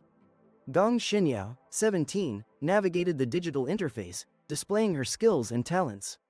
She seemed surprised as her talent ranked at the highest level, 5, in the digital chaos, uncertain if others could match her. Despite 6 years of training, her cultivation impressed her, showing power equal to 40 years, leaving her racial background a mystery. He inquired if Xinyao had friends or family to join them in the dark cave, surrounded by scattered skulls. She asked him if he was finally welcoming new recruits with excitement. He confidently stated his intention to expand the sect and elevate it to the gold standard. He spoke of their promising future and asked if she wanted to invite a friend. Xinyao admitted to Changfeng that she felt lonely, confessing he was her only friend. Changfeng acknowledged her feelings and advised her to make friends, reminding her of her youth. Changfeng and Xinyao gazed into the dark tunnel, surprised by a sudden shadow darting past and causing a gust of wind. Her spell caused a powerful explosion, filling the space with vibrant energy. Xinyao demanded to know who was present while brandishing her weapon, ready to confront the unseen. He swiftly moved through the cave, striking unseen threats as bright flashes marked his path with powerful impacts. He dashed into the cave, urged by the command to follow, as sparks ignited around him. He called out, urging the character to wait for him. He laughed while running through the dark cave, exclaiming in excitement. A surge of dread froze him, sweat trickling down. She confronted the two looming characters in the dark cave. Charging forward with his sword drawn, he radiated fierce determination, ready to confront unseen danger. She leapt forward with a fierce swipe, proclaiming her intent to strike fiercely. She raised her leg, ready to deliver a powerful strike. Vibrant energy from her spell caused an explosion that engulfed the area. She jumped high, sword ready, striking decisively as he prepared for the impact, aware of her powerful attack. She dashed forward, her boots hitting the ground hard, causing sparks. She launched herself forward, shouting for her opponent's demise as sparks erupted from her boots. With determination, she lunged downward, targeting him with her spear as lightning crackled around its blade. He urgently called for a halt as a blade neared, his face showing both fear and resolve. Standing at the entrance, he observed the characters in the dark tunnel, experiencing both fear and determination. He excitedly noted that a living human was ideal for his current needs, his eyes shining with anticipation. He asked for her identity and purpose. He announced his intention to activate the Eye of Wisdom, preparing for enhanced understanding. He introduced himself as Xie Liangfei, reminding everyone of his name, and declared his plan to destroy Lu Chengfeng's grave and dismember his body. She suggested they finish quickly, ready to face the impending assault from the shadows. Xie Liangfei grinned, plotting revenge against Lu Chengfeng. She shouted at him, declaring he would die as she brandished her sword. He urgently told Xinyao to stop, extending his hand in plea. She noted he was a rank 4, thinking she could persuade him to join. She angrily claimed the fiend had robbed and killed her family, asserting she didn't fear death. She declared her intent for revenge against the one who took everything from her, vowing to make him pay even in death. He smirked, suggesting she visit a graveyard and questioned her true intentions. He asked about her backpack, his curiosity evident. He readied his sword, focused and prepared to stab. He stared intently, eyes wide with realization and concern. He sensed the dark sky's ominous crackle, indicating imminent danger. He observed a girl encircled by luminous objects, while a character knelt, urgently pleading for something. He expressed shock and stared at the radiant treasures. She watched in awe, and he grinned, enjoying their luck. Standing amidst the riches, he was astonished when a frog splashed into the gold with a plop. She considered taking the items, claiming they were never Lu Chengfeng's. Startled, he shouted and pointed ahead, sweat trickling down his face. She stated the man was a problem and proposed they eliminate him. Chengfeng remained calm, looking at her with curiosity. She cautioned Xinyao to stop, standing firm as others watched, focused. He suggested Xinyao be kinder, admitting his fault in her upbringing, and instructed her not to kill without permission. Xinyao appeared surprised, her wide eyes showing confusion as she contemplated the situation. His glare was intense, his eyes filled with anger and determination. Master Jin's ally insisted that most enemies had fled and urged an immediate attack, while another called them scum to be eliminated. He noticed the cabinet releasing hissing sounds, creating a foreboding atmosphere. She replied eagerly, acknowledging the command while Xie Liangfei stood in the cave. Xie Liangfei instructed others to approach confidently, his determined gaze cutting through the cave's shadows.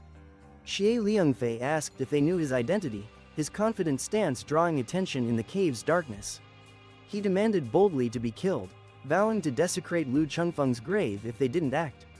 He shook his head, regretting the lost chance for revenge but promised another opportunity. He confidently claimed to be the person they discussed, emphasizing his presence. He was shocked and exclaimed that she was still alive. He confidently suggested they were ready to begin their revenge plan. He shouted Lu Chengfeng's name with anger, frustration evident as a dark purple hue surrounded him. He demanded his fiancée's return, leaping forward with intensity, his eyes glowing red against a blue backdrop. She urged him to pause, gripping the blade tightly with a confident smirk. He extended his hand, while the character smiled, surrounded by a radiant glow. She moved forward with determination, her eyes full of resolve, as a breeze followed her. She delivered a powerful kick, sending her opponent flying, demonstrating her strength and skill. He lay in disbelief, his expression surprised, with stars shimmering above. He watched in awe as flames shot skyward from the explosion. He nervously told Xinyao to ease up a bit, feeling overwhelmed. On the ground, he felt defeated as a figure loomed over him. Feeling weak, he coughed while the imposing figure watched. He smiled slyly, asking if they still intended to kill him in the mystical setting. Angrily, he shouted, demanding to tear the other apart, his face full of rage against the intense backdrop. He emerged dramatically, cloaked in mist, exuding powerful energy as he moved forward. He admired the other's ambition, resilience, and motivation, while the other appeared confused. He proposed the other join him as a student for revenge, but the other defiantly said it would only occur in dreams. He agreed to kill, warning the other they'd miss their revenge opportunity. He declared he wouldn't join, insisting he would not surrender. He asked why the rush, stating there's always hope while alive, inviting the other to join and promising one day he could be torn limb from limb. He excitedly made a deal, his emotions evident. He quickly raised a finger in surprise, while she silently observed him. She asked about joining, and he enthusiastically agreed, declaring it a deal. He sighed, thinking he needed to persuade this person, like Naruto did with others. He stated he would agree but only if a specific condition was met. His eyes opened slowly, revealing a mysterious and shimmering gaze. He acknowledged the other's strength and declared his intention to challenge him daily until victorious. The other person admitted to not having time for daily challenges, suggesting monthly events instead. She sarcastically mentioned her limited strength, citing only 6 years of cultivation experience. They agreed to the arrangement, showing confidence and determination. He congratulated them on completing the mission and announced their contribution point increases. He stood amazed as the system activated, announcing the activation of the Sect building system. She activated the holographic interface with a focus on uncovering hidden knowledge. She analyzed the holographic display, which detailed the sect of villains led by Lu Chengfeng, consisting of 5 members and 6 contribution points. He questioned the rules regarding contribution points and realized they lacked territory and ultimate skills. A new main mission notification appeared. He noted the directive to elevate the sect, which required rank 3 talent, and recognized contribution points as valuable currency. In the shadows, he watched 2 fearful women while a confident girl confronted them. Tension filled the cave. He felt burdened by the daunting task of recruiting 10,000 disciples, questioning who would want to join him and the necessity for rank 3 talent. A character inquired if they were still searching for the loot, as the others stood quietly, assessing the situation. He asked if they continued to search for the treasure, while standing in a cave surrounded by scattered gold and jewels. He inquired where she discovered the treasures, both standing in the dimly lit cave. He confidently teased her about her stash, while she demanded to know the location of her treasures. He questioned her ability to find the treasure when others had failed, his expression serious and focused. He smirked, with a hint of blood on his face, radiating confidence. Confidently, he smirked, stating it was easy, having hidden away for 3 years. Years of hard work, sleeping only an hour a day, led him to the stash's location, and he grinned with satisfaction. He smirked, questioning her intentions, asking if she sought revenge rather than the treasure. He questioned his identity and surroundings, feeling confusion and fear in the dark. She acknowledged her desire for revenge but opted to take his loot for strength, feeling inadequate. She admitted feeling guilty when he pointed out her failure in their mission, explaining, "You died on me, so I went for the loot." He expressed uncertainty but remained determined, asking her to lead. He inquired of hoes regarding their direction, while others provided guidance. He followed a cloaked character and a fiery-haired woman into the cave as they ventured further. Indicating the path, he urged them to take the second route from the left as they delved deeper into the cave. Displaying confidence, he was observed with intrigue by 2 characters from behind. He confidently directed them to the third option from the right in the icy cavern.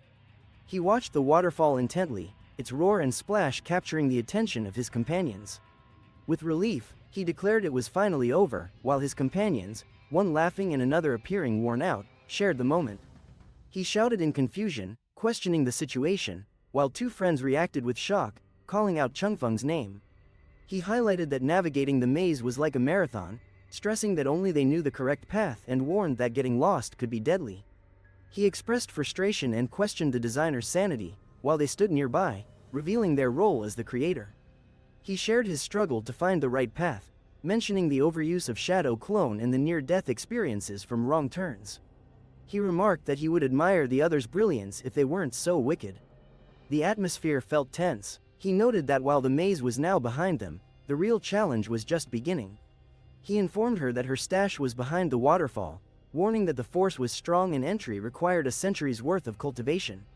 She asked how he acquired his items, intrigued by his mention of needing a century's worth of cultivation. He explained that some items fell into the stream, and he simply retrieved them. He told his master that he was the only one with a century's worth of cultivation. He exclaimed about having only 6 years of cultivation instead of a century, feeling overwhelmed by the situation. She wondered aloud about the strange situation, her expression showing surprise. An hour later, they stood in front of a majestic waterfall. He observed the cascading water, while she pointed out something with amazement. She yawned theatrically, but he maintained his composure, ignoring her behavior. She complained to Chengfeng about the lengthy wait for her reward. He conveyed his frustration to Xinyao, questioning whether she believed he was squandering his time by waiting for hours. He smirked, admitting he had acquired a remarkable skill simply by watching the waterfall for an hour, though he called his claim untruthful. She appeared shocked, while he seemed resolute, experiencing a moment of realization. With excitement, she asked Changfeng if he could teach her. He advised her to discover the path on her own. Standing firm on the rocky ground, he prepared to unleash his power as energy swirled around him, releasing a powerful gust. He confidently declared that all he could disclose was the name, as energy radiated around him. He exclaimed in shock about his transmigration, hand on his forehead, expressing confusion. He announces his move, Rising Draco Slash, as the dragon's presence dominates the scene. He raises his arms triumphantly, showing power and determination as his long hair flows around him. Surprised, he remarks on the name, calling it awful, while sweat trickles down his face. He laughs and teases about the name Rising Draco Slash, complimenting the character's taste in names. She nervously asks Changfeng about the attack's effects, while her friends watch eagerly. He hesitates, sweating, and warns that she must give her all to use it effectively. She insists he must make his blood surge from his dantian, comparing the energy burst to a superhuman skill. The characters, excited, urge Changfeng to teach them and express their enthusiasm. He suggests Changfeng should stare at the waterfall to master the technique, calling it a reward for his skills. 2 hours later, Changfeng and another character watch the waterfall, its splashing water representing the technique he seeks to master. He questioned why his memories were mixed up, confronting her, who appeared frightened and confused. He yawns widely, showing his boredom and slight weariness. She advises her friends not to rush, as mastering their superhuman skill requires time. She feels something awakening and asks Changfeng for a moment. He agrees, sharing the sensation. Changfeng, appearing annoyed, questions her about feeling something stirring, dismissing it as his own invention. Changfeng and a mysterious girl stand ready to face challenges, their powerful magic radiating as they aim for victory. 4 hours later, he sighs, looking bored as time drags. Feeling hungry, he proposes they leave and return another day. She tells Changfeng that although she isn't as talented, she's only at 30% mastery, but she refuses to give up. Changfeng passionately agrees, stating he won't back down either. He is shocked and incredulously questions if 30% is a joke. He advised his friends to remain calm while expressing concern about Lu Changfeng, the first disciple, who might be dead but could have set traps. He advanced, bloodied and resolute, leaving chaos in his wake. He awoke with a start after hearing a loud explosion and questioned its cause. Turning swiftly, he shouted and delivered the Hia, Rising Draco Slash, against his adversary. She focused on the cascading water, droplets splattering, her purple eyes reflecting the scene. Standing with open arms, he embraced the force of the cascading blue water, feeling its energy surround him. Stunned and stammering, he realized an unexpected achievement, the droplets of water highlighting his surprise. Expressing his thoughts to his master, he admitted he was only halfway through, passing the task over, as water splashed around them. He observed the splash as she gestured, creating an enchanting atmosphere. She unleashed her power, creating a cosmic display with graceful movements and a confident smile, embodying strength and magic. Delivering a fierce punch, she summoned the Rising Draco Slash, unleashing a powerful force as the dragon roared, displaying her determination. With fiery resolve, she unleashed an attack, summoning a dragon that mirrored her strength and courage. Against a cosmic backdrop, flames swirled around him as he grinned wickedly, embodying chaos and power. She confronted the towering waves, determined to master her powers over water. He expressed shock, acknowledging her impressive talent and calling her attack breathtakingly hot. She apologized to Changfeng, bowing deeply to show regret for her actions. She told Changfeng she could only accomplish 60% of the task and couldn't reverse the waterfall's flow. Gong Xinyao celebrated acquiring the Rising Draco Slash skill, mastering 60% of its potential. Gong Xinyao contemplated her next steps after mastering 60% of the Rising Draco Slash skill. Gong Xinyao received a notification to increase mastery by 10% and declared his aim to reach full mastery. Gong Xinyao celebrated mastering Rising Draco Slash, receiving notifications of successful upgrades in material contributions. The Sect of Villains, led by Lu Changfeng, announced details about Rising Draco Slash's unlimited power, with contribution points at 2. He was surprised that learned skills were considered ultimate skills and thought that creating new skills would still earn credit if mastered. She expressed shock, accusing him of committing every imaginable crime and declared he was on a path to hell. He acknowledges that his self-taught skills won't be credited as his own creations, despite his vast knowledge. He learns of mastering his first ultimate skill and receives 2 lucky draw tickets, contemplating his potential reward. The prize is revealed as a year's worth of cultivation, which he celebrates as the slot machine displays a notification. He expresses dissatisfaction with the prize, expecting more than just a year's worth of cultivation. He decides to continue his progress, eagerly tapping the "Continue" button, while a notification for future actions appears. A notification informs him of winning a prize, receiving a protective formation blueprint. He discovers that the formation can defend the sect against 3 attacks from enemies over 150 years old, given an active energy source. Excitedly, he realizes activating the formation with 5 magic items and 300 spirit stones will alleviate his worries about attacks. He considers the challenge of acquiring the required magic items and spirit stones for the formation. He ponders if the original game's stash might provide assistance. She wondered aloud what kind of person he was. Ding, taken by a demon in his teens, rose to lead a renowned sect after the previous leader vanished. He approached the cave entrance, pondering his next move. The group marveled at the cave's light, which revealed a massive pile of gold. She expressed surprise, noting Changfeng's wealth. He was astounded, realizing his newfound wealth and thinking something positive had come from this isekai. He reprimanded them, stating the money was for the people and lamenting the ruined families. He advised them to calm down and requested 5 magic items, 1 elemental root for each element, and 300 spirit stones. Shortly after, he held a glowing elemental root, prepared for the upcoming magic ritual. He asked, with a mountain of loot, "You only found 1 spirit stone?" His tone reflected disbelief. She remarked that Changfeng was only interested in money, highlighting its significance to him. She accused him of being stingy, labeling him a Scrooge, as the shimmering crystals lit up the chilly surroundings. Ding declared the previous user terminated, welcoming him to the villain system with a sinister laugh, embodying a menacing digital presence. He anxiously inquired whether they were in trouble, requesting items, roots, and spirit stones within 2 days, while gold shimmered around them in the cave. She assured him, expressing hope that he could afford the necessary items despite their cost, as they stood among the gleaming gold. She lamented about not being able to carry the gold, feeling rushed, while he observed the shining piles.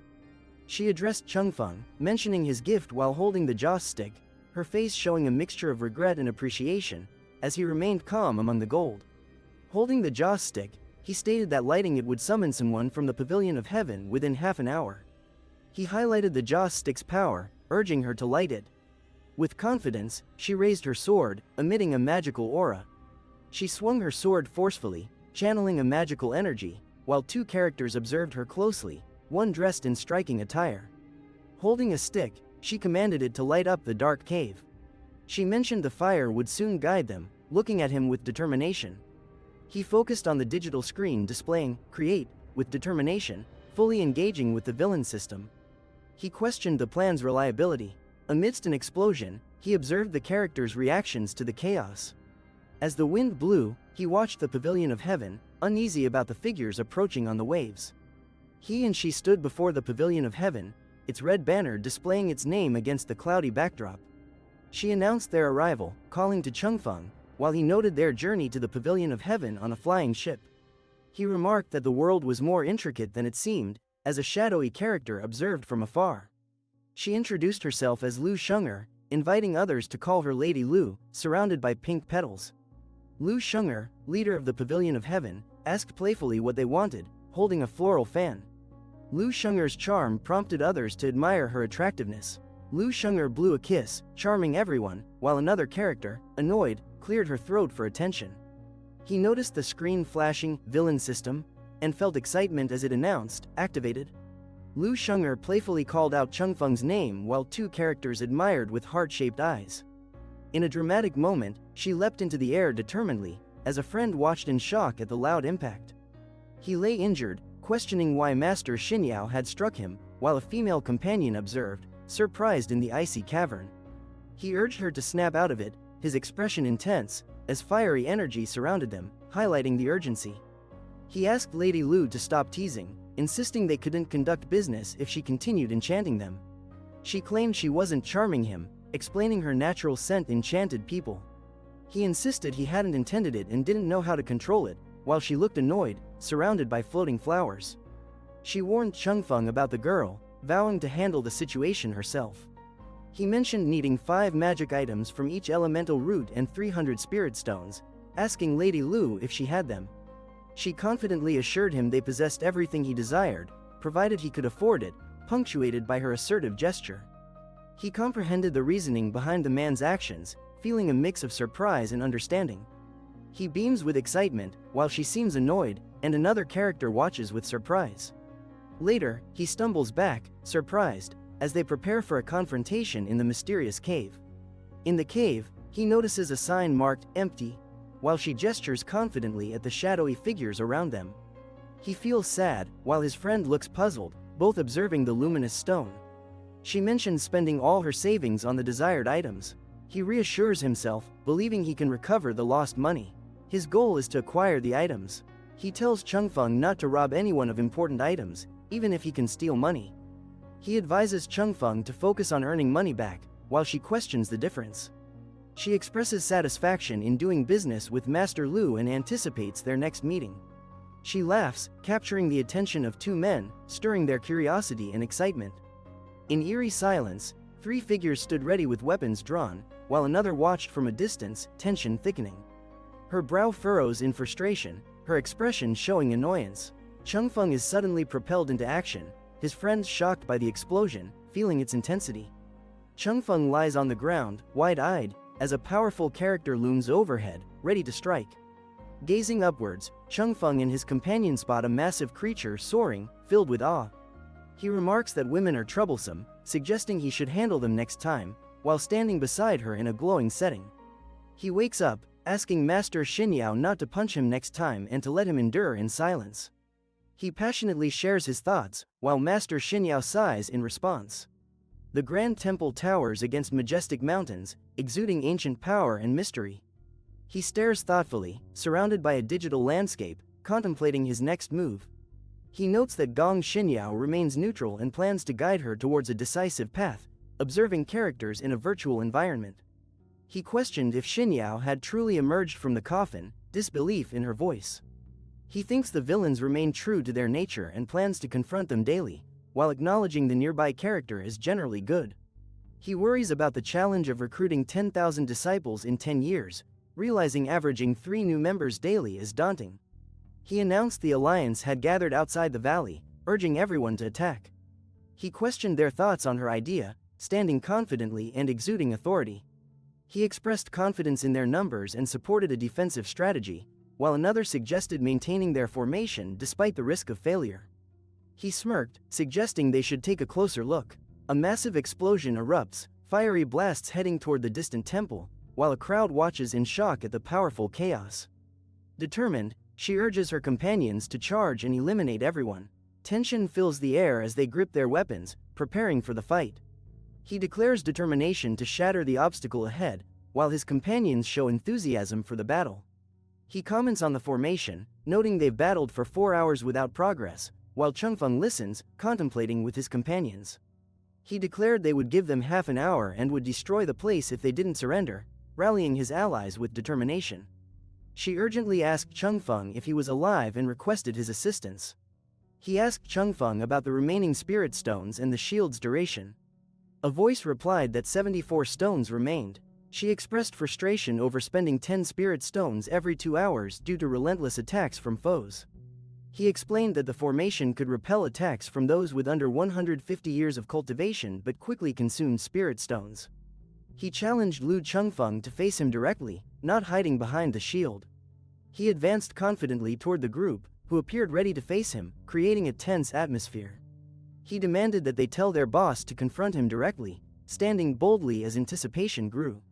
He contemplated the situation, noting that 10 stones lasted only 14 hours at most, considering a plan before stones ran out. He stood before jagged cliffs, contemplating his leap into chaotic skies as energies trailed behind him. 3 powerful characters stood together, exuding authority as they prepared for a pivotal moment. He warned Lu Changfeng that the main team had arrived, while Lu Chengfeng displayed a nonchalant smirk. He wondered why someone thought to be dead for years had returned and needed to verify its reality. He claimed not to be addressing Master Jin and questioned if he was the leader of those nearby. He stated that if being a leader meant being the strongest, then he was. He inquired if she was good or bad. She responded that everyone was better compared to him, whom she considered evil. He told her to be silent and questioned her about her boss's nature, asking if she was good. He confidently shared his thoughts while an older man with a mustache listened, showing interest. Duan Zhende introduced himself as an angel, not a saint, admitting to killing innocent people before, claiming his freedom to act as he pleased.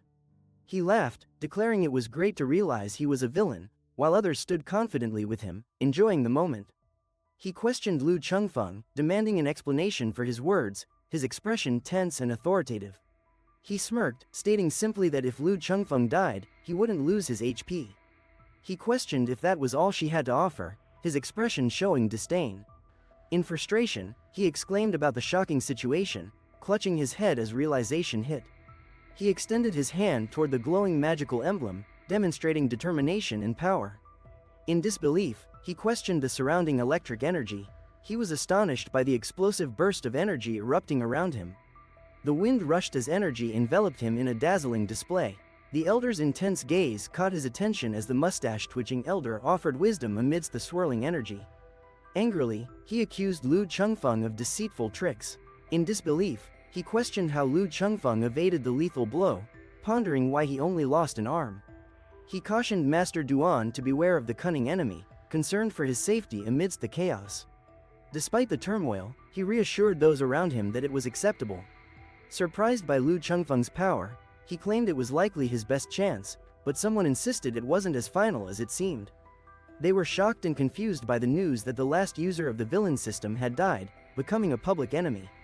He grinned menacingly and called it a murder talisman, while launching a powerful attack, sending energy streaks through the ground. He expressed disbelief, shouting about his surprise as a blazing attack cut through the snowy terrain.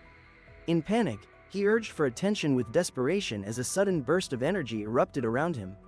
Shocked, he yelled, "Boom!" as explosive energy surged, signaling chaos.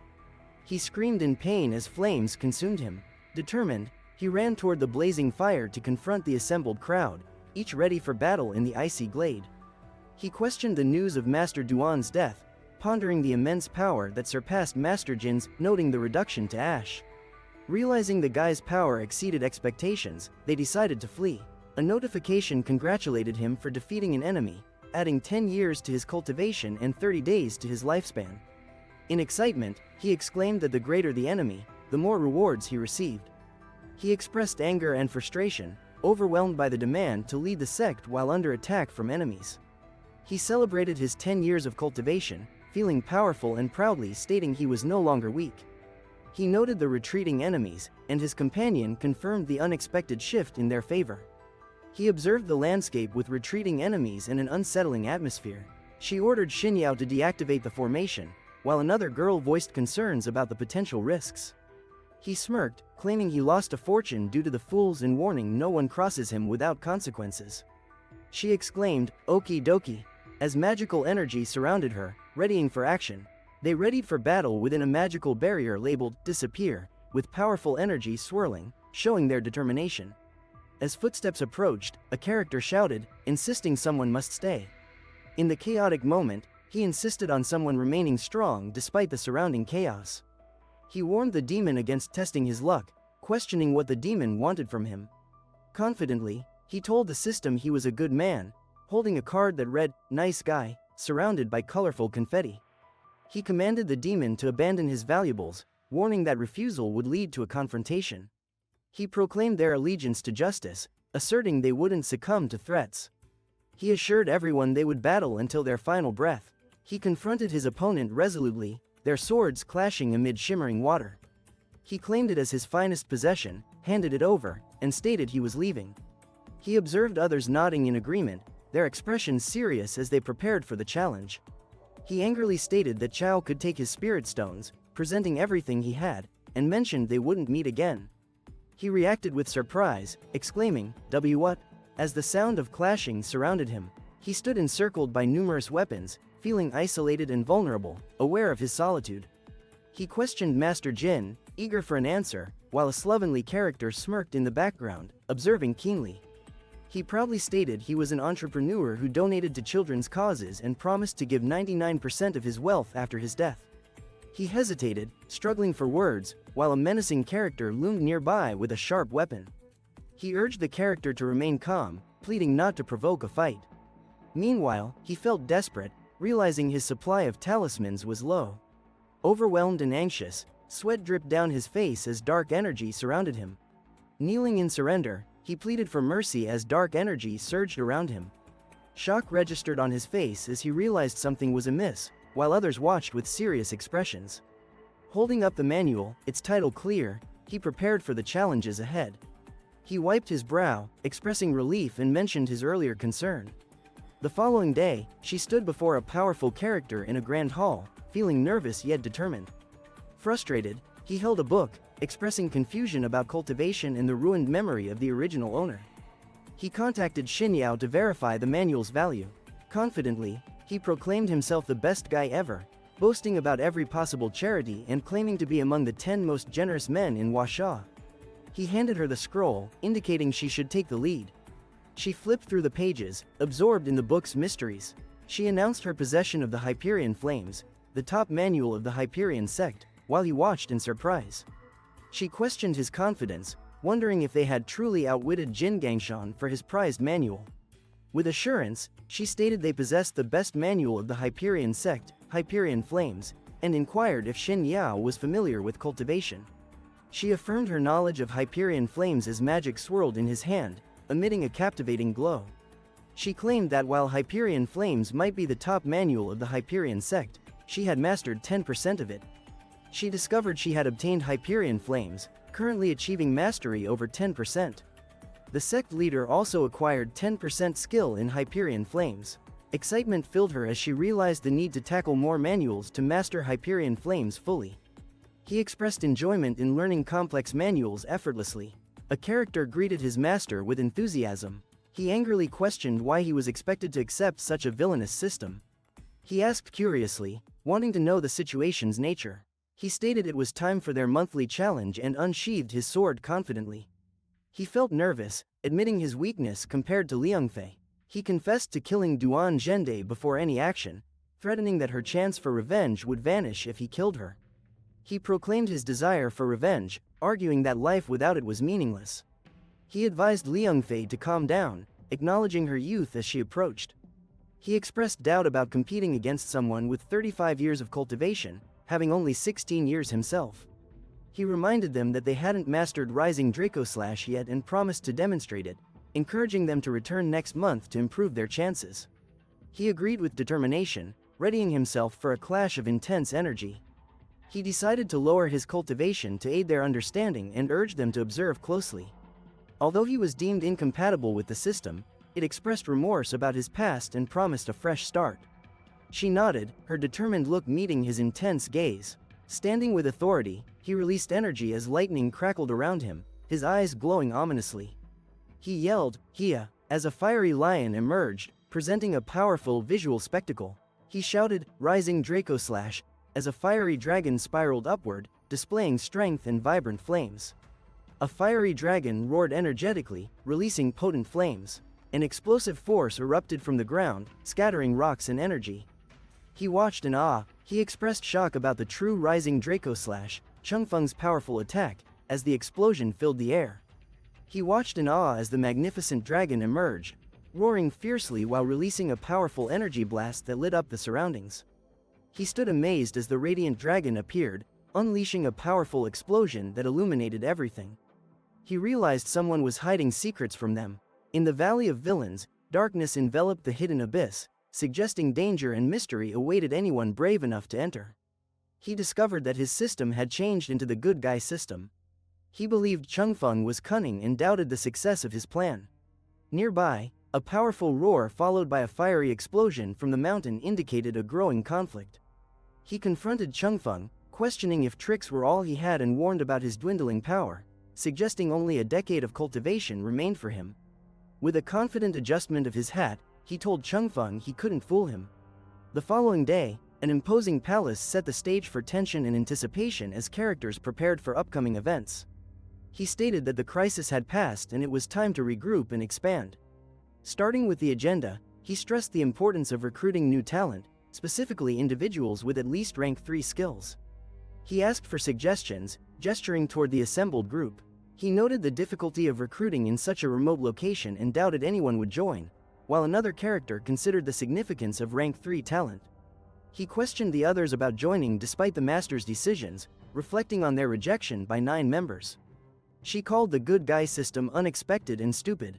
He hesitated, considering the location, as others shared their reasons for being there. He smiled, acknowledging that he and Shu Ji were wrongfully imprisoned, while others had their own explanations. She found the situation more difficult than anticipated. He stressed the importance of accepting new members and expanding the sect, urging everyone not to be complacent. 4 hours later, he sipped his drink, deep in thought. Excitedly, the characters rushed in, telling Changfeng about a significant find. The grand hall was filled with energy and anticipation. Changfeng sat in thought, confused by the news of a major event. He eagerly shared that he had seen a large merchant convoy nearby, suggesting they could profit by robbing it. He firmly instructed them to leave, insisting they no longer engaged in evil acts. He reluctantly agreed, while his friends looked disappointed and unsure. Startled, he expressed disbelief that they had arrived themselves. She blamed the previous user for ruining everything, leaving them with a stupid good guy system. Surprised, he inquired about the earlier statement, standing beside another character near the elegant wooden structure in a lavish room. He mentioned to the other character that the convoy was outside the mountain, both dressed elegantly in a lavish setting. He admired the grand palace, surrounded by towering mountains and swirling clouds. He observed the worn-out carts and exhausted figures approaching, indicating their struggles through a harsh landscape. The old man, frail and weary, contemplated danger, while the young woman's sharp voice echoed in the tense air. She criticized the situation, stating it isn't even medium-sized, as others listened attentively, dressed in matching outfits in a tense atmosphere. He commented on the 3 carriages, questioning the presence of valuables inside, while a character demanded their valuables urgently. He flipped the cart, revealing its contents, while his horse watched with curiosity. He and his companion flipped the cart amid chaos, revealing its contents, while eerie shadows loomed in the chilling atmosphere. His heart raced as he exclaimed in astonishment, surrounded by extravagant characters with an intense aura. One character questioned why another was talking to himself, while someone else admitted they didn't understand the situation. He awoke, disoriented and shocked, noticing a lifeless character nearby. Startled, he expressed his fear, whispering about the divine. The atmosphere seemed tense and unsettling. He stood proudly while others knelt in fear, their hearts racing as a thud resonated from their kneeling positions. With a concerned expression, he begged for mercy for the people of Mist Village. She urged him to rise and explain, mentioning they were from Mist Village, about 150 miles distant. He described the famine in Mist Village, detailing their struggle to survive after years of failed harvests. Desperate villagers approached, begging for mercy and a chance to survive, willing to do anything for aid. He dismissed their plea, stating they couldn't live freely and consume their resources. The villagers appeared worried, facing intimidating characters. With a smirk, he declared they weren't a charity, as the sect of villains never engaged in charity. Angrily, he glared ahead, his eyes hidden yet glowing intensely. He thought to himself that something seemed off about the guy. She swiftly gripped her weapon, ready for the next move. He shouted for the two to stay silent as the fierce battle raged, with strikes landing like thunder. He proposed finding a nearby town to settle, explaining he couldn't accommodate just anyone. Confidently, he mentioned having important matters to discuss with the other character, who listened closely. He explained the system was seeking new disciples with rank 3 talent or higher, stating the current group wasn't suitable. Soon after, he observed the group handling 2 bags when a sudden impact disrupted them. He insisted they take the bags without revealing their gift, fearing harm to their reputation. He pointed at the bags, and the nervous man hesitantly agreed. Expressing gratitude, he called the man a good person, while the other nodded in relief. One character protested fiercely, claiming he was the toughest, while the other bluntly ordered him to leave. He noticed the glowing crystal and was notified about a main quest. In a shadowy landscape, characters hurriedly carry heavy bags, watched by others whose tense expressions reveal anticipation. Feeling frustrated, he kneels under a spotlight, contemplating meeting new people and finding weak villagers, doubting his mission's success. He confidently commands the Eye of Wisdom to activate, his expression determined amidst the glowing environment. He thinks about assessing others' abilities, observing the figures preparing to showcase their talents. He evaluates everyone's skills, watching the group demonstrate their abilities, highlighted by glowing stats and machine sounds. Noticing the stats of 2 characters, he contemplatively questions the abundance of rank 5s among them. In shock, he reacts to the overwhelming presence of rank 5s surrounding him. Rubbing her eyes in disbelief, she questions if she is imagining things. A sideways glance reveals a single tear as uncertainty fills her heart. Standing with his group, he is amazed by the flashing talent stats. Each screen displays talent rank 5 with echoing sounds. Determined to protect the villain's sect, he acknowledged he must play his role to maintain its high standards. He expressed his shock, noting how surprising it is that they all hold rank 5 status. He urgently shouted for everyone to stop, chasing them across the icy landscape. Calmly, he inquired what else the man required, showing attentiveness. He pointedly asked if they were demons. Another man, surprised, questioned how they all had rank 5 talents when Xie Liangfei was only rank 4. Respectfully, he clarified that they were not demons. Thoughtfully, he asked if they truly wished to join them. Determinedly, he grabbed the frightened woman, questioning her intentions. Nervously, he stammered that he couldn't agree to this. With a mischievous smirk, he recalled her mentioning a desire to join. Angrily, he declared they have money now and will refuse. He pleaded to turn back, expressing fear about his fate, and warned that changing now might be too late despite being a villain. He expressed confusion about their new wealth, deciding to refuse anything else. She held the stone with confidence. He confronted her with a smirk, asking if he should join, suggesting no hurry was necessary. The surprised man stood still in his patterned robe. He grinned ominously, holding his cloak, while the man below remained stunned. He stared wide-eyed, overwhelmed with fear and disbelief, cold sweat on his face. He urgently asked if they would still receive the money, while she firmly replied, "Nope." He enthusiastically agreed to join, while the other character looked on with a mix of surprise and happiness. He observed the menacing character ahead, while another character watched with curiosity and fear. One character confidently declared he knew someone was tricking them. He confidently remarked that it was Changfeng who gave false hope before taking it away, noting the sophisticated torture technique and expressing a need to learn more. He sternly instructed the two to be quiet, then stated that joining them required understanding what the sect of villains entailed. He learned he had 5 days to live with the good guy system or 1 hour if he chose the other option. He explained to the two that joining required understanding the true nature of the villain sect. He stated that they did care, but survival took precedence. 4 characters stood solemnly, enveloped in a mystic blue glow. He announced their new status as disciples of the Mist Village. Zhang Wensheng introduced himself, followed by Zhang San and Zhang Kui. Zhang Si also declared his presence enthusiastically. He greeted his master respectfully, kneeling in admiration with the others. Lu Chengfeng grinned as he detailed the villain sect, including their ultimate skills and statistics. He noted an increase of 23 contribution points, celebrating this achievement. The villain sect assembled in formation, ready for orders. The leader noticed the group's disgust, remarking on their rancid smell. Chengfeng acknowledged the need for new members but insisted on quality, while another agreed, questioning if they were a garbage dump. He prepared for a difficult decision as the final choice approached. In the hall, he instructs the system to enhance Hyperion Flame's mastery to 100%. He receives a notification congratulating him on achieving perfect mastery and a message regarding the use of contribution points. He asserts his decision to use it, aware that mastering the skill provides a chance at the Wheel of Fortune, with only 1 spin available. Reaching out, he receives the message congratulating him on gaining a flying carriage. He is impressed, realizing the 5-seater rank 5 treasure carriage can reach any destination in 30 minutes. Feeling empowered, he declares the carriage as the perfect solution for gathering more people. He addresses Chengfeng with confidence, asking about his needs. He announces his mastery of Hyperion Flames and readiness to teach it. He informs everyone about the upcoming lessons for Mist Village residents. Chengfeng and his master exchange a moment of concern, their expressions tense. In the eerie valley of villains, a gravestone labeled Grave of Lu Chengfeng stood ominously, hinting at the leader's forgotten legacy. He questioned the harsh decision he faced while gripping the glowing sword, feeling deceived by the situation. Changfeng noticed his companion's troubled expression and asked if she had something on her mind. He expressed concern about teaching the regular people, including the old, weak, and young, questioning how they should approach it with sincerity. She doubted his intentions, believing he had plans for those he wanted to teach cultivation. He stood quietly, listening. He advised her to follow his instructions, assuring her she would understand later.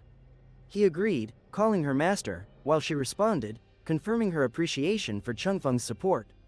He commanded her to leave, while she stood ready to confront him. He explained they could not act wrongly with the good guy system. To expand and protect, they must change public opinion, starting with him. He realized he must give his all to succeed. The next day, he gazed at the majestic temple, feeling a mix of anticipation and determination. He commanded everyone's attention, announcing he was taking them on a trip, sparking excitement among the group in the ornate chamber. He chose the good guy system, confidently pressing the presses button. He mentioned they had 2 essential tasks for the trip and presented a clear plan that intrigued everyone. He announced they would start with a new intake, stressing the importance of quantity and changing the perception of their group. He asked Changfeng if he would finally instill fear about their sect, assuring his complete support. He firmly stated he would remove anyone in his way and asked for directions. He sat on the throne, observing the bewildered group below, questioning his intentions. He expressed frustration and instructed the group to follow his directives during the trip. He admired the flying chariot, surprised it was acquired after she became the leader. He complimented Changfeng, noticing the master's absence. He smiled, relieved they no longer needed to transport the loot back. He reflected on the OG's master, a founder guiding him toward evil, noting that his memories reveal little about this enigmatic character. A notification confirmed that the good guy system was now linked to him, with a mission to elevate his sect to a gold standard. He remarked on the enigmatic disappearance of the OG, noting the scarcity of information, while 2 characters exchanged knowing glances nearby. Nearby, 2 characters grinned playfully at Changfeng, who observed them closely, sparking curiosity. He asked deeply how their master vanished and inquired if anything unusual occurred before the disappearance. He reminisced about their master's disappearance a decade ago, mentioning Xin Yao's recent arrival and noting significant events unfolding in the sect. An important thought struck him: it was the wedding day. She reacted with surprise, questioning if she was indeed married. Surprised, he exclaimed his ignorance, as an intriguing character nearby caught his attention. He admitted to having spent his previous life working and unmarried, expressing a wish for a wife and surprise at finding one in this world. He looked up, astonished to see 4 curious faces peering down at him, their expressions a mix of confusion and intrigue. In shock, he screamed, his eyes wide, as the 4 individuals below him gazed upward, their faces showing a blend of confusion and curiosity. Clearing his throat, he playfully called attention with, ahem, and asked with anticipation, and? Having slept too long, he had no cultivation left. A notification offered him a new player goodie bag, which he opened. She commented on her lifeless eyes. He expressed disbelief, highlighting her attempt to kill her wife on their wedding night and her desire to wield power. He contemplated how many failed to recognize their ambitions harm their wives, suspecting it might be linked to the villain system. He remembered the master's warning that pursuing such actions would lead to eternal solitude, leaving everyone alone if they continued. Deep in thought, he wiped sweat from his brow and concluded it was a reasonable notion. He recalled being shocked by a vow that stated he would kill his wife's family due to the sect's creed. He urgently asked for details about his wife, emphasizing the need to hold on. She silently observed him as he leaned against the railing, lost in thought. Feeling the tension, he stood beside him, both lost in silent contemplation, sweat tracing their brows. He passionately urged Changfeng to forget her, offering any woman he desired, princesses, city lords, anyone he wanted. She insisted Changfeng should forget her, claiming she wasn't worth his time. A notification congratulated him for earning a set of show-off talismans, asking if he wanted to keep them.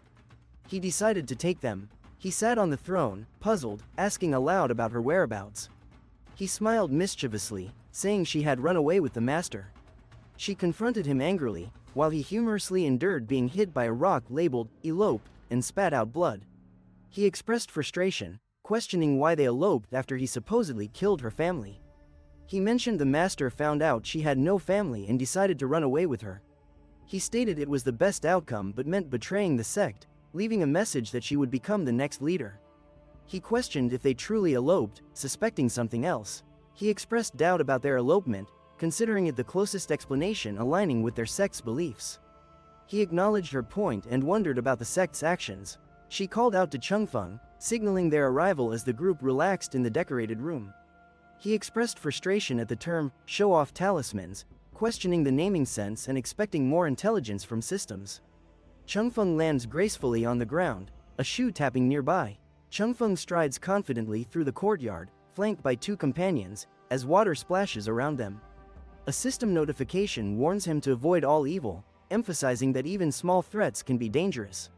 The mission is to do good every day, and he realizes completion within the sect is impossible, feeling relieved about his freedom. He explains they're in Huyang City, a large, lawless town where they sell stolen goods, especially the harder-to-sell items.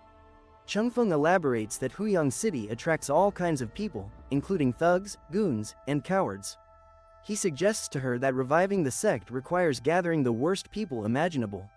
He confidently declares he won't accept despicable individuals into their ranks. He watches Shu Ji struggle, instructing him to carry the buckets of waste for the elder. He smiles at Shu Ji, who looks surprised and confused, questioning his task. A notification congratulated him on acquiring a set of show-off talismans, including 3 defensive talismans to counter enemy attacks. He instructed Shu Ji to follow his lead, exuding confidence with a strong aura. He covered his mouth while watching others pass by, sensing a powerful presence around them. He celebrated the completion of his mission and received a restoration pill, which can heal anyone as long as they are alive. He studied the holographic map carefully, considering his next move, while a nearby golden orb glowed, suggesting powerful possibilities. He observed the busy street full of people, with noise echoing around. He noticed the bustling crowd. Someone commented on the number of people in town, while another confidently talked about recruiting 100 new members. Li Ma-Ke activated the Eye of Wisdom, readying himself for the upcoming challenge. He observed the profiles of others in the village, noting the skills of Wang, Huang, and Sandao, each lacking any significant talent. He remarked that many in the crowd lacked talent, especially those ranked 3 and above. He saw her clenched fist and smirked, confident and challenging, as tension rose. He admired 3 offensive talismans, realizing they channeled lightning, capable of harming enemies. He observed her confidently moving forward, her bold attire drawing attention. She stood with confidence, gripping her shimmering sword, ready for battle. Bai Chu stood proudly, revealing his impressive stats: human, 15 years old, talent rank 5, skill, domination, while he exclaimed, "Oh ho!" With a bold stance, Bai Chu displayed his rank 5 talent proudly, while his companion urged him to stop. The atmosphere was tense yet lively. Determined, Bai Chu asserted that a rank 5 talent equaled 100 rank 3s, as his opponent smirked, eager not to miss the opportunity. In a tense moment, she demanded to know what he wanted, while fiercely brandishing her sword. He smiled playfully, asking if she was in search of a master, while she curiously questioned how he knew. With a poised expression, she remarked it was simply a coincidence. With a confident smile, she suggested becoming his master in response to his curiosity.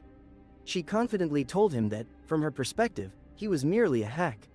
He explained that the 3-aspect talismans summon aspects of gods, deities, and mythical creatures, urging her to showcase her skills. She says goodbye, leaving him confused while others watch. He insists he is not a fraud, while others observe him closely. He asks for the terms, hoping to meet the requirements. She stands silently, eyes closed, contemplating her feelings. She gives him a list, saying she has noted everything. He questions whether she seeks a master, not a virtuous one, while she appears amused and tearful. She considers her identity. He must ensure her trust to be seen as a master. He asks if he meets her expectations. He smiles, acknowledging he doesn't meet her expectations but promises to improve. He suggests they talk, but she interrupts, saying goodbye. He commands someone to stop her, looking determined as she walks away. Relieved, she thought these talismans would be useful, allowing her to display her abilities too. They confronted her, mentioning she was fortunate Changfeng offered protection and asked why she declined. He shouted at another character, demanding silence, while a third character sneered nearby. He told Changfeng that keeping a low profile wouldn't work in the town and asked for his identity. He warned the girl that Changfeng was part of a villainous sect. She looked determined, despite the uncertainty. He stated that everyone knew him as a notorious criminal and godfather of the underworld. He smirked, asking if his reputation scared them. She asked her friends if they wanted to become his students.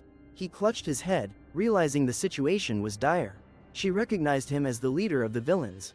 She declared they must eliminate villains and promised to kill him after finding a good master and becoming stronger. In the haunting valley of villains, a character warned Senior Changfeng that everyone had deserted, and they couldn't last much longer either. A notification warned them to stop their juniors from betraying the sect. She maintained it was a misunderstanding, asserting they were beginning anew. She observed in surprise as a shadow passed swiftly. A sudden explosion erupted, scattering dust and causing chaos. He threatened the child, stating escape was impossible, as his sword gleamed menacingly.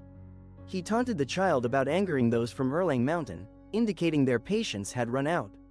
He confidently said he could save her, while another character watched from behind. With a determined smile, he swung his sword, declaring his intent to defeat his opponent, energizing the atmosphere. He appeared shocked and panicked, sweat dripping as colors burst around him. A shockwave hit him as a bright explosion occurred, accompanied by clashing sounds. Opening his eyes, he faced someone with piercing red eyes, increasing the moment's tension. She decided to protect the sect from the approaching enemies.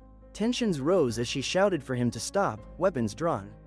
She declared her intent to protect others, ensuring no harm would come while she was present.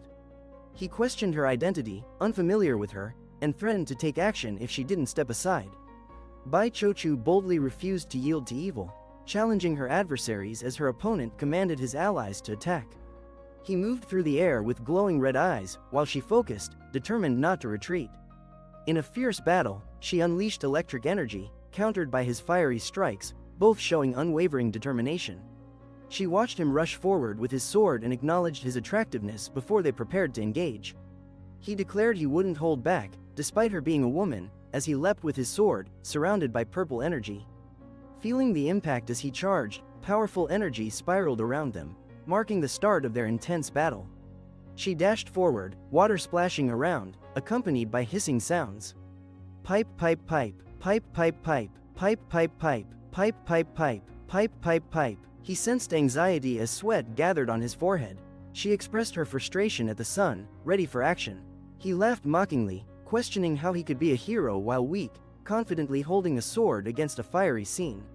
She declared she'd rather die than yield to evil, calling him a scumbag and stating justice was worth more than her life. He complained about her constant talking, holding his weapon ready as she faced him. He charged, shouting for his opponent to die, as blood contrasted against the vibrant village backdrop. With determination, he leapt into action, targeting above, while she watched the unfolding clash. She tightened her grip on her sword, expressing frustration and preparing for the next challenge. With a fierce strike, she unleashed a powerful attack, as the sound of impact echoed. She appeared shocked, questioning in confusion, sweat glistening on her skin. He warned her not to obstruct him again, tension rising. Confused, he, another man, and a girl looked at the chickens in bewilderment. He urgently shouted for her to stop, his face showing urgency against the blue background.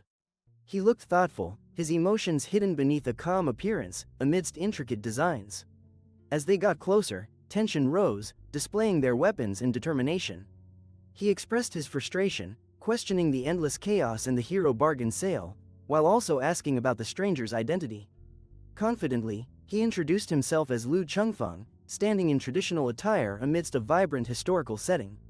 She threatened him fiercely, stating that she didn't care about his identity and intended to decapitate him. He paused, realization dawning on him as he said he needed a moment to gather his thoughts. With surprise, he asked if she meant Lu Chengfeng, the leader of the sect of villains. He confirmed his identity with determination, as swords clashed nearby. With fierce determination, he unleashed powerful strikes, causing chaos around him, the sound echoing through the air. With determination, he stepped on the stone, saying, "Step." He tearfully declared her his idol and every villain's idol. He expressed excitement about finally meeting her. He cried out, affected by emotions and fears. He stood silently, drenched in sweat and lost in thought. He teased, saying Lu is famous for evil and a role model for villains. He raised his hands, insisting he was actually a good guy. He humorously claimed to be a good guy, causing laughter. One called him a joker, and Master Lu accepted this with a grin. He firmly stated he wasn't joking, while others prepared for confrontation. He declared he wouldn't allow any killings, proposing a challenge instead. He questioned Master Lu's seriousness, surprised by the situation. He jumped onto the stone, questioning why they weren't kneeling before him. He stated he previously had no choice but now wanted to be a good person, stressing his sincerity. He picked up the sword, and a commanding voice instructed him to kill. He wielded the blade with intensity, directing to eliminate the rival. He warned the rival not to play the hero, charging with a sword and promising retribution. Frustrated, he insisted he was genuine, asserting everything was real. He demanded she stop, expressing anger and questioning her actions, while she leapt, showing determination. He screamed in shock as a powerful punch landed, highlighting their confrontation. He delivered a powerful punch, sending his opponent flying. He lay on the ground, exhausted and hurt, while his opponent smirked in triumph with energy surrounding them. He sighed, contemplating how to choose words wisely next time, thankful for his companions. He pointed and demanded respect and authority from those present. She questioned his audacity, elegantly holding a fan adorned with flowers. He embodied grace, holding a fan with complex designs, representing Erlang Mountain's second in command. Prepared for the unforeseen, he focused intently, his expression illuminated by a bright light. The group welcomed the deputy commander warmly, displaying respect and camaraderie. He accused Master Lu of blocking his team and causing them harm. He angrily declared someone was deceased, brandishing his weapon.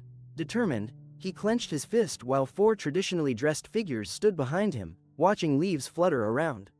He pointed with curiosity, asking about the person's identity, while 2 others beside him shared the intrigue under a clear sky. She was unaware of his identity, but he suspected he was Erlang Mountain's second in command. He advised her to stay vigilant. Although Erlang Mountain posed no threat, rival forces sought to seize their position after their decline. He mentioned feeling powerless, noting the talismans were for emergencies but preferred to save them for other situations. She recognized him right away and spoke out about his identity. She asked if he was familiar to him. They moved quickly down the street, with her noticing the urgency as the word chase highlighted their flight. She pointed ahead while he, feeling anxious, sensed incoming danger. He urged the others to pursue him, seeking clarity on the situation. He strode forward confidently, leaving disarray and defeated individuals behind. He advanced with assurance, ignoring the fallen, while she followed, glancing back at the defeated character on the ground. She inquired Changfeng about the man, concern visible on her face. She looked at Changfeng, worried as she wondered about the woman on the ground, while he observed the situation with concern. She noticed him on the ground, bloodied and battered, understanding he was critically injured with failing vital signs. He thought about using psychology to confront opponents in the cave. She assessed his injuries, noting his legs were severely fractured and declared he was beyond saving. Anger surged as she cursed the Erlang Mountain bandits. She stood over the fallen character, sword ready, enacting her vengeance. Vowing to destroy them all once she gained more strength, she turned away from the defeated character at her feet. He commanded her to stop, raising his hand assertively as he confronted the situation. Confronting him with her sword, she asserted, "What is it? You may have saved my life, but I will not learn from a villain." Pointing her sword at him, she demanded, "Will you leave him for dead?" The atmosphere was tense, with all eyes on the fallen character. She wished to assist him but noted his vital signs were critically weak and declared he was beyond saving. She confidently claimed she could save him, surprising her. She noticed him observing and confidently stated he was lying again. He confidently claimed that the pill would restore him completely, assuring everyone of its effectiveness. He confidently stated he once led a Fortune 500 company, indicating his skill in managing people. A character exclaims in concern about his severely damaged organs, stating that no one can save him. She asserts angrily that it's a lie to say she's fully recovered, clenching her fist in frustration.